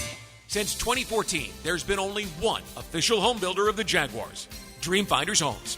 With quality-built homes and a speedy move-in process, we're in 20-plus communities in the best locations across Northeast Florida. Dreamfinders Homes is everywhere you want to live. So get off the sidelines, Jags fans, and get into the game. Let Dreamfinders help you navigate your home purchase and offer great interest rates. Visit DreamfindersHomes.com for all your move-in ready homes and step up your game. Are you 18 years or older, just got married, just got divorced, or have children? Listen up. Have you done your last will and estate planning? If you have questions, call Matt Hinson with the Hinson Law Firm. Reach him at 527-1700, offices Jacksonville, Florida. And don't let the state decide your fate. This is Richard Miller with your Showtime Sports Cards and Collectibles Update. It's year 5 of Contenders Optic Basketball, and one autograph card comes to a hobby box. The rookie ticket set has last season's rookie cards of Paolo Banchero and Chet Holmgren. Hobby boxes of Contenders Optic NBA. at Showtime Sports Cards and Collectibles. Update your collection. 1010XL is presented by Farah and Farah, the official personal injury law firm of the Jaguars, protecting you and your family. Call 396-5555, Jacksonville.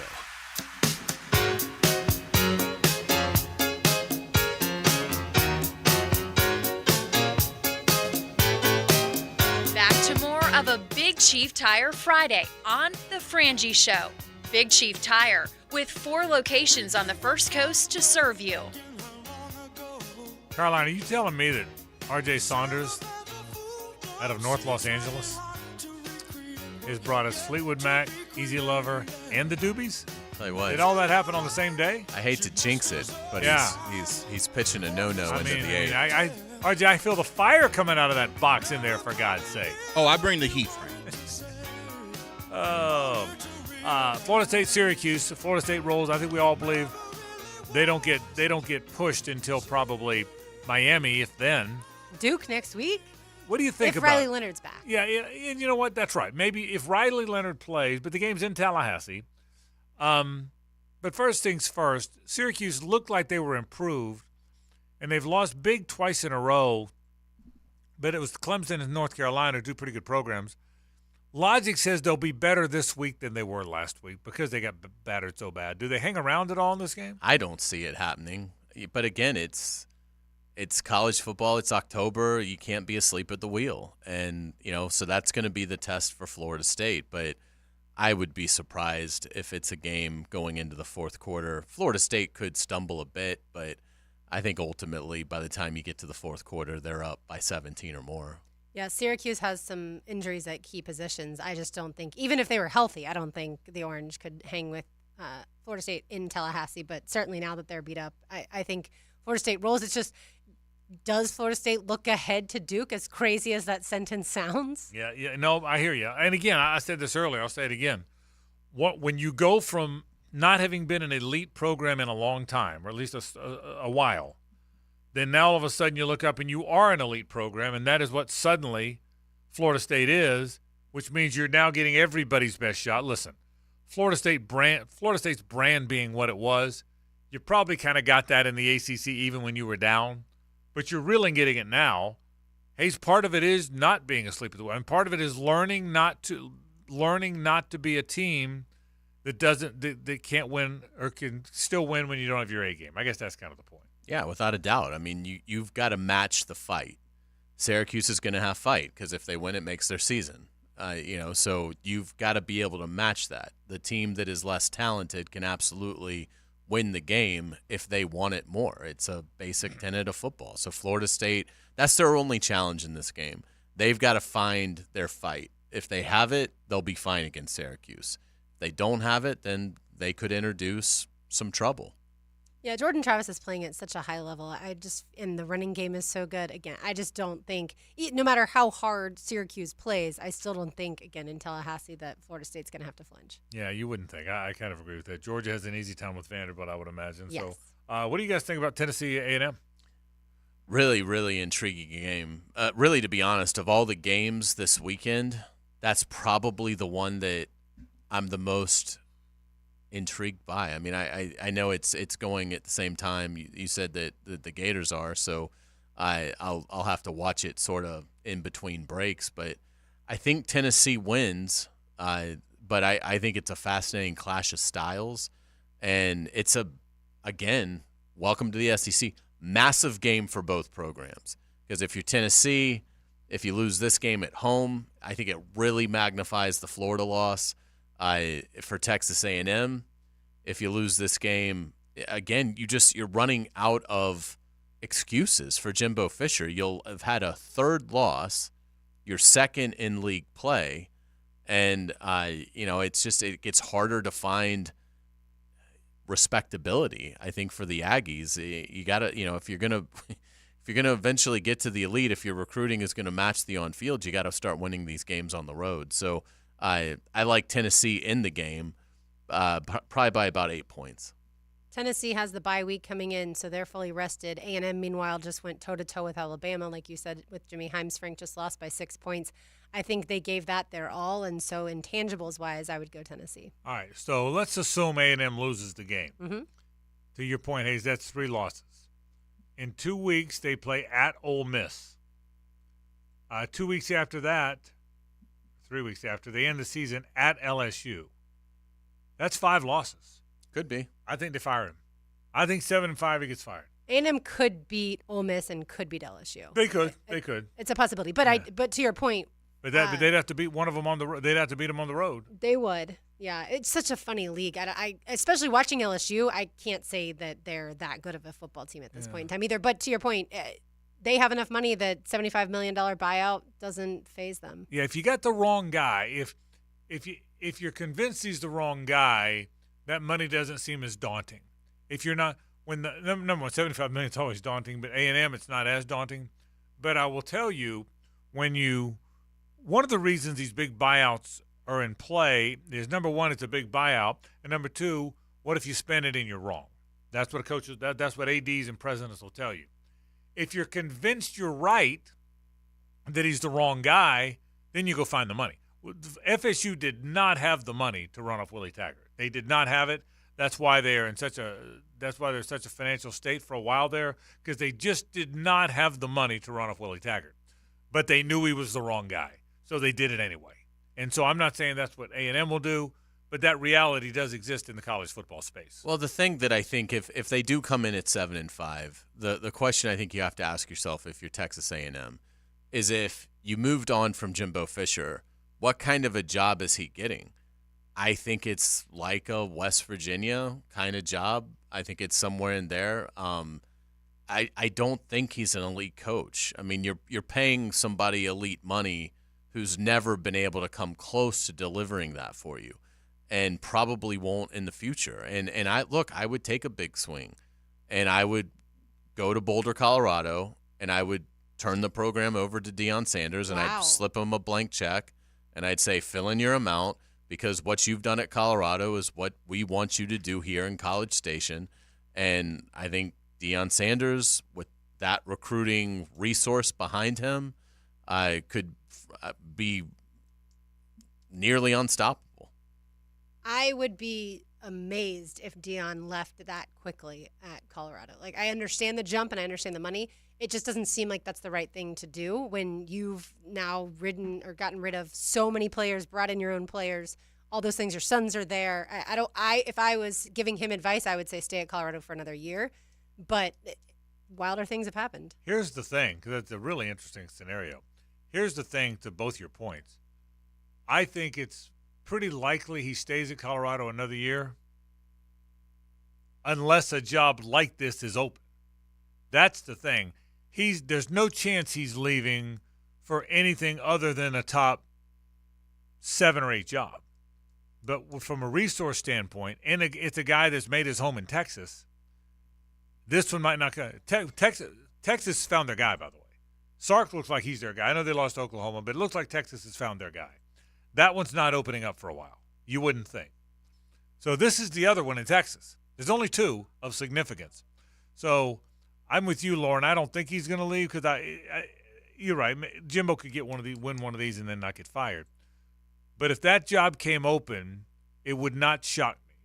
I don't expect it, but it would not shock me. Colorado may finish 6-6. At this point, if you look at their schedule, they've got 4 ranked teams left. So I also wonder, is it jumping the gun a bit too early or too presumptuous to look at Deion and say 6 wins in his first year there is exactly what you want at A&M? Yeah, good point. Is there a chance Deion's not as good as it looks? Yeah, right. He came out with a lot of bluster, but things have not gone as well. The last thing A&M needs to do is miss on another guy.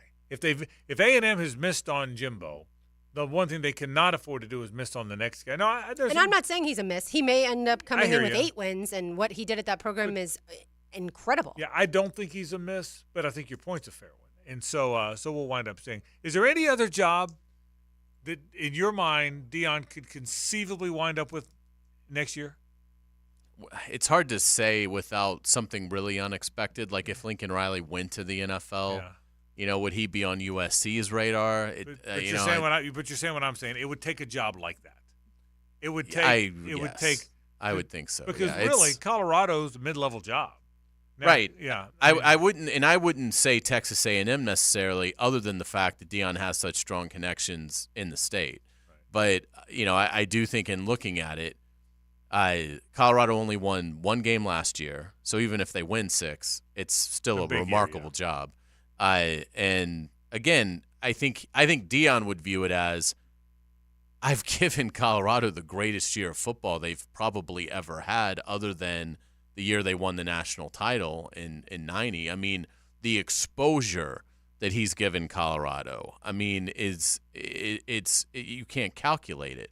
So I think if the right offer came along and Texas A&M, would qualify, I think, for him, I think he'd have to take it. I mean, it's just one of those things that I think you look at it and you say, I appreciate the chance Colorado gave me, but I feel like I'm leaving them in a better place than they were in when I arrived a year ago, and I think that makes it easier for him to – he's not going to stay at Colorado for a long time. It's just a question, is he going to be there for 1 year? Is he going to be there for 3 years? Because he's answered the biggest question, which is, can he coach? He can coach. And he can build a staff, and he can get players to buy in. So if he's really committed to doing this, long term after his sons are done playing college ball, if this is what Deion Sanders wants to do with the rest of his working life, I think Texas A&M would be making an incredibly foolish mistake to go hire the Coastal Carolina coach over Deion Sanders, because I think Deion Sanders, with the money Texas A&M has in that state, they'd be a top 3 recruiting class every single year. They play tonight, by the way, don't they? Colorado? I think they play tonight. So there you go. We'll take a break. When we come back, Lauren wraps the program in news and notes. Stay with us. The Frangie Show, live from the Hastings Injury Law Firm Studios on 1010XL. Hit back with Hastings. This is Brent Musburger's Action Update, brought to you by Duck Rooter Plumbing, Septic, and Air Conditioning, proud partner of the Jacksonville Jaguars. Now, here are the latest lines from my guys in the desert. College football Saturday, it's USC taking on Notre Dame in South Bend. The Trojans, led by Heisman Trophy favorite Caleb Williams, as 6-0 on the season, taking on an Irish team that is 5-2, coming off a loss last week to Louisville. The Irish are favored by 2.5 points, minus 118 against the spread. The Trojans getting 2.5 points, minus 104. On the money line, USC plus 116, Notre Dame minus 140. The over-under in South Bend is at 60.5. USC ranked number 10 in the AP poll, while the Irish are ranked 21st. This update brought to you by Duck Rooter Plumbing, Septic, and Air Conditioning, a proud partner of the Jacksonville Jaguars. I'm Tony Desiri with your VSiN Action Update on 1010XL. Picture this. It's a dark and stormy night, and your toilet is acting possessed. But fear not, for Duck Rooter is here to exorcise those plumbing demons and banish them to the netherworld. So if you're facing a plumbing horror story straight out of a nightmare, summon the spectral expertise of Duck Rooter. Call 904-862-6769 and bid those plumbing phantoms farewell. Duck Rooter, where we tackle plumbing scares so you don't have to. You've got a circle of friends, right? Well, how about a circle of beer? All your favorites like Bud Light, Bud Heavy, Mick Ultra, or Natty Light. It's all there in the cold case at Circle K. Probably one right around the corner right now calling your name. Slide on in to a Circle K.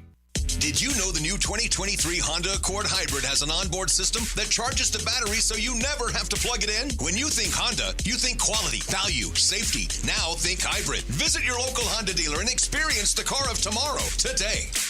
Hi, I'm Sean Monahan from Monahan Jewelers in Atlantic Beach, your local family jeweler for 45 years with GIA-certified diamonds and gemstones, fashion jewelry in gold, and the latest styles. Also know that we have a full-service jewelry repair and restoration department, and our jewelers can get most repairs done in a couple of days. If you need a ring-sized or stone replaced or chain repaired, we can do it. Monahan's also buys gold and diamonds, so bring those in and we'll pay you top dollar. And remember, we can finish most jewelry repairs in a day or two. Monahan Jewelers in Atlantic Beach. Fish are good at hiding. Captain Kevin can help you find them. Oh yeah, that's a big one. Find more fish on the Ring Power Fishing Forecast Show. Thursday nights at 6. Brought to you by Awaken 180 Weight Loss on 1010XL AM. Do you love sports? Do you also love wings? Enjoy the best wings in Jacksonville in Miramar, Mandarin, and Oakleaf at Players Grill. Watch your favorite teams and enjoy burgers, pizza, salads, and of course, wings. Players Grill, where the neighborhood meets.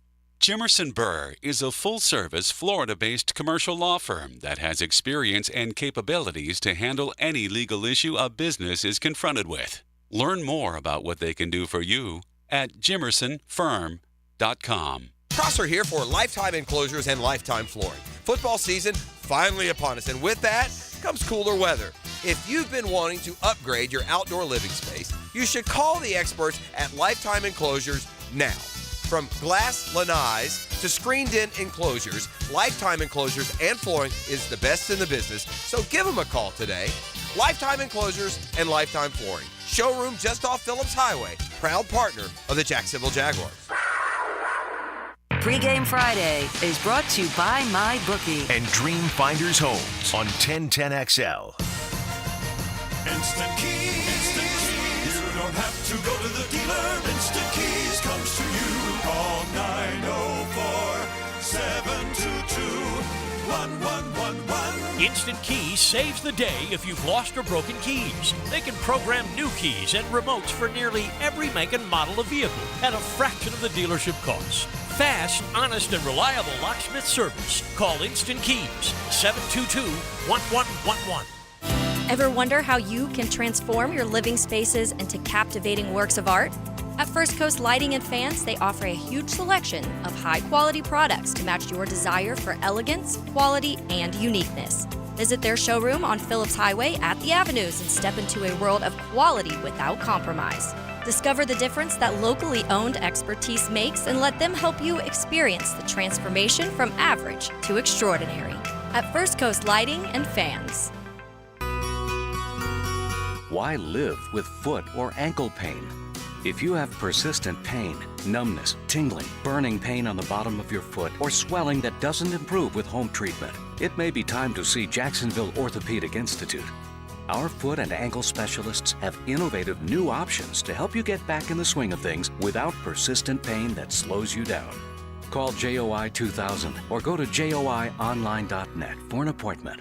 I'm Jeff Middlecoff with Trustline Mortgage. My business partners, Alan Tyre, Bill Pappas, and Ken Rimley, have been helping clients all over Florida with their construction perm loans for 34 years. Construction perm loans are not easy to find because a lot of banks and credit unions don't understand them, and therefore they don't like to do them. Well, your problem is solved. Trustline Mortgage wants to help you build your dream home. Our construction perm loans are single close, so you save money by not having to close twice, like with other lenders. Some of our construction perm loans allow you to lock in your interest rate up front. And if interest rates go down, we'll give you the better rate. We offer up to 100% VA loans, up to 96.5% for FHA loans, and up to 95% for conventional loans. Call Trustline Mortgage today at 381-LOAN. That's 381-LOAN to find out how we can help you build your dream home. Or visit our website at trustlinemortgage.com. Trust your instincts and follow the line to Trustline Mortgage. Certain restrictions apply. See office for details. Trustline is an equal housing lender. MLS number 331480. What's the major difference between a crocodile and an alligator? The answer next. Lightning, storms, and hurricane winds can ruin recent home improvements. Let Southern Oak Insurance review your policy today. Visit us online at southernoakins.com. Our family protecting yours. Southern Oak Insurance. While an alligator will see you later, a crocodile will see you after a while. Southern Oak Insurance. Our family protecting yours. Hey, it's Tony from Tony D's Pizza. If you love our pizza and pasta dishes, let us cater an event for you. Family function or office parties, we can deliver you an amazing Italian meal. Remember, it's not just pizza at Tony D's. Bay Meadows in $2.95. This is Dr. Kevin Kaplan, head team physician for your Jacksonville Jaguars. Here's the latest update on the Jags, brought to you by Baptist Health and JOI. Barring any setbacks, the Jaguars defense should get DeJuan Smoot back on the field on Sunday against the Colts. Jaguars head coach Doug Peterson spoke today about what Smoot brings to the defense. You know, he brings a veteran leadership presence out there. You can play him in base defense, you can play him in nickel, you know, and in some pass rush situations. There's, you know, obviously his production comes from being inside, you know, and all of that on third down and stuff. So I don't think you want to necessarily put him on a pitch count, you know, but I think you have to monitor. You know, you don't want to get his rep count too high, but at the same time, you want to just let him get comfortable with the game and see how he is doing. I'm Andrew Gibson with your Jacksonville Orthopedic Institute Jaguars update. 1010XL is presented by Farah and Farah, the official personal injury law firm of the Jaguars. Protecting you and your family. Call 396-5555. Jacksonville. It's a Big Chief Tire Friday on The Frangie Show. For all of your tires and automotive service needs, it's Big Chief Tire. What's going on in the world? It's time for Frangie Show news and notes. Here's Lauren Brooks. A pair of jeans that fit just right, and the radio. When you hear Zach Brown Band play Chicken Fried, you know the weekend is here. We've got some high school football coming up. Before we get to that, it's time for RJ to tell you the latest when it comes to the Jaguars' injuries.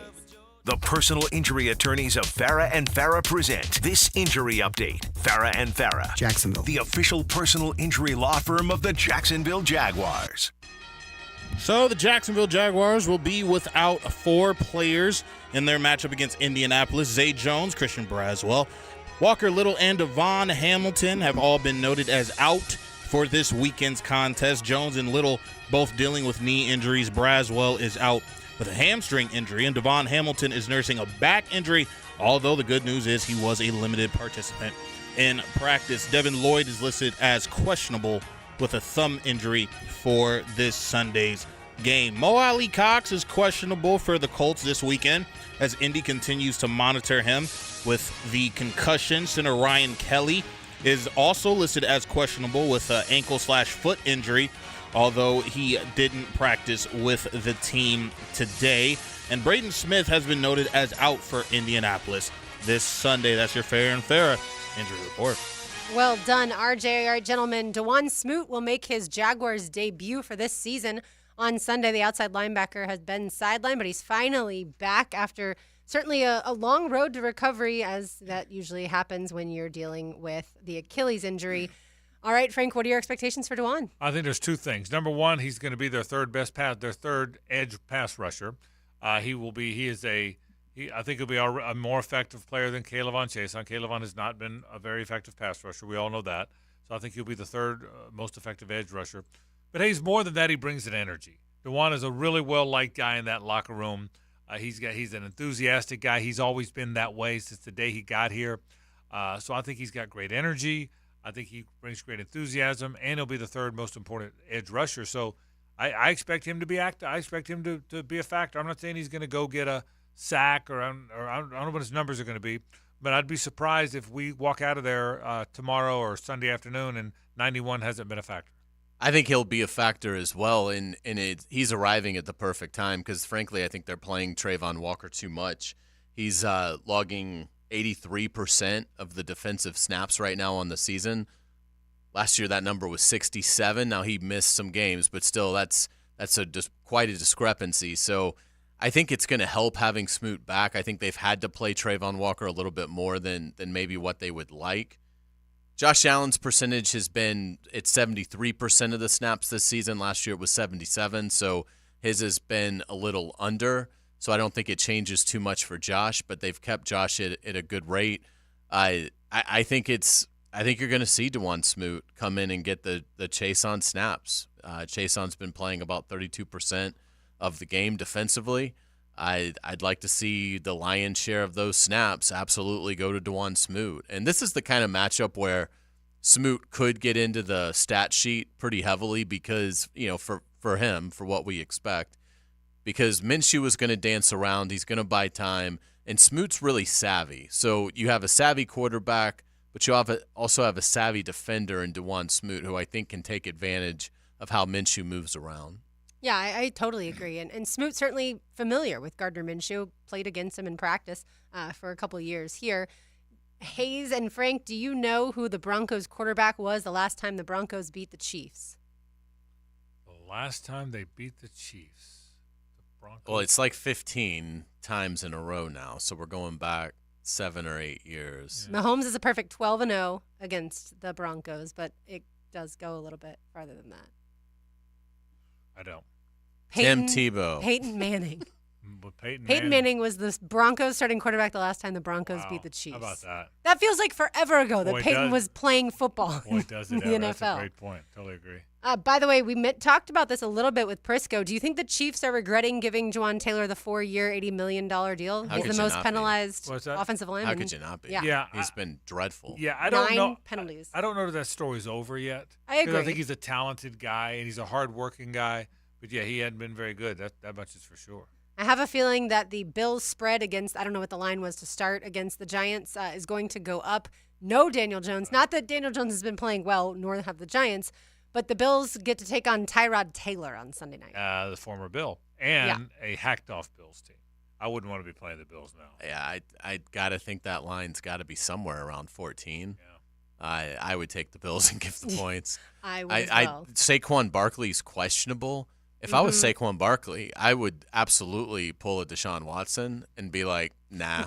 I'm good. My ankle's not quite back. I mean, they're down multiple offensive linemen. They're down their quarterback. They're down one of their better receivers. I mean, it's going to be a horror show.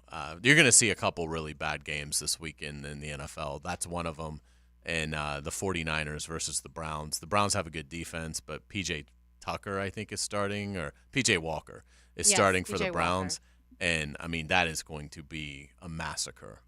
By the way, I was not watching live. Were either of you watching Houston beat West Virginia last night live? No. I didn't even know till today how they won. Yeah, I didn't either. If you haven't seen the play on the Hail Mary, look it up. It was insane. Amazing. I did not finish. Yeah, I did not know until watching it the second time how he even caught that ball. What was wild is West Virginia hit like a 50-yard play. Crazy. Right before the then Hail Mary. Right. It was Crazy. 2 like 50-yard pass plays inside of the last like 20 seconds of the game. And both guys, both Holgerson and Neil Brown, are those the air raid, throw it all over the place guys. So it stands to reason. All right, Frank, what will you be watching this weekend? It is time for Best Bet. What to watch? The Best Bet is the best place to hang out. $120 no-limit Hold'em satellites with $20 rebuys into the World Poker Tour main event.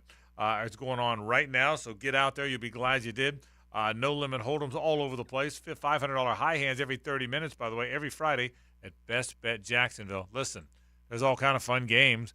There's great college games, but I'm not getting away from the most important game around here, and that's the Jaguars and the Bills. The Jaguars and the Colts. I hope people are going to the game, but if you're not, that's the game to watch. It's the game I'd be watching if I wasn't there calling it. So big game for the Jaguars, a chance to seize sole possession of first place, and you think, well, that doesn't matter this early. Well, yeah, it does. Yeah, it does. The more you're in first place, the better chance you have to finish in first place. So you better believe it matters. Jags and Colts, I think that's the best bet what to watch. I think people will also be watching lots of football. But if you want to watch baseball, Sunday night, 8:15 first pitch between the Rangers and the Astros for the ALCS, and then Diamondbacks, Phillies, Monday night, first pitch, 8:07 for the NLCS. I've said this before, I don't love that those start times line up identical basically to football. I think they should stagger it just a little bit. Start at maybe 6:30 or 7, but clearly they know what they're doing, and I don't. Well, but like you said, like Hayes said earlier, baseball faces such a uphill challenge to ever compete against anything football, and now they're doing it without very many named teams, so it's going to be a tough challenge. All right, time now for today's takeaways. Now, today's takeaways, brought to you by Key Buick GMC, where our family dealership has been helping families buy vehicles for over 50 years. It's an absolute massive game tomorrow for the Florida Gators. They have the better ground game. They have the better defense. But South Carolina had a week off. They're playing at home. Florida's down their standout center, Kingsley Aguakin. A lot of reasons that Florida could go up there and not play well again on the road. This is a moment where Florida has to rise to the occasion, finally. This is a crossroads game for Billy Napier. He has got to go up to South Carolina and get a win if he wants to get his Gators into bowl eligibility. Yeah, and I'll go with something we touched on at the end. I think this could be a really big game for DeJuan Smoot. Again, he's going to get limited snaps, but he is chomping at the bit. I've seen his quotes all week from the locker room.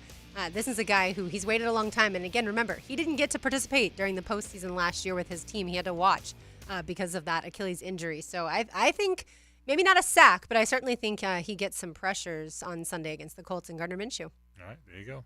Are we going to say hello to Gibby? We are. Where's Andrew Gibson right now? He's probably producing another update or, working on the high school show. He's stopping by here? Is he coming by live? He's coming in right now. Andrew, the guy, absolutely. I'm impressed he showed up for You know work. what? I'm going to ask him how he's doing. He's a pro right there. Yeah. So I will tell you a story earlier today.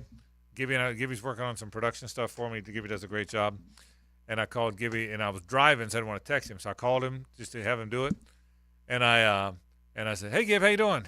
And he's thinking, "How you think I'm doing, dumbass? My team just got beat by the Phillies." But he was kind enough not to say that. How you doing, buddy? How are you? Yeah, I've had better days. The Braves no-showed in the playoffs. Record-setting offense that led baseball in every, hitting category. Had 8 runs in 4 games. So that was a tough one. And not that it makes you feel any better, but the reality is, Orioles, Rays, Dodgers, and Braves, the 4 teams that won 99 or more, nobody else won over 90, all went to the house. The Braves at least won a game. Yeah. Isn't it amazing? Do you think it's the big layoff is the problem?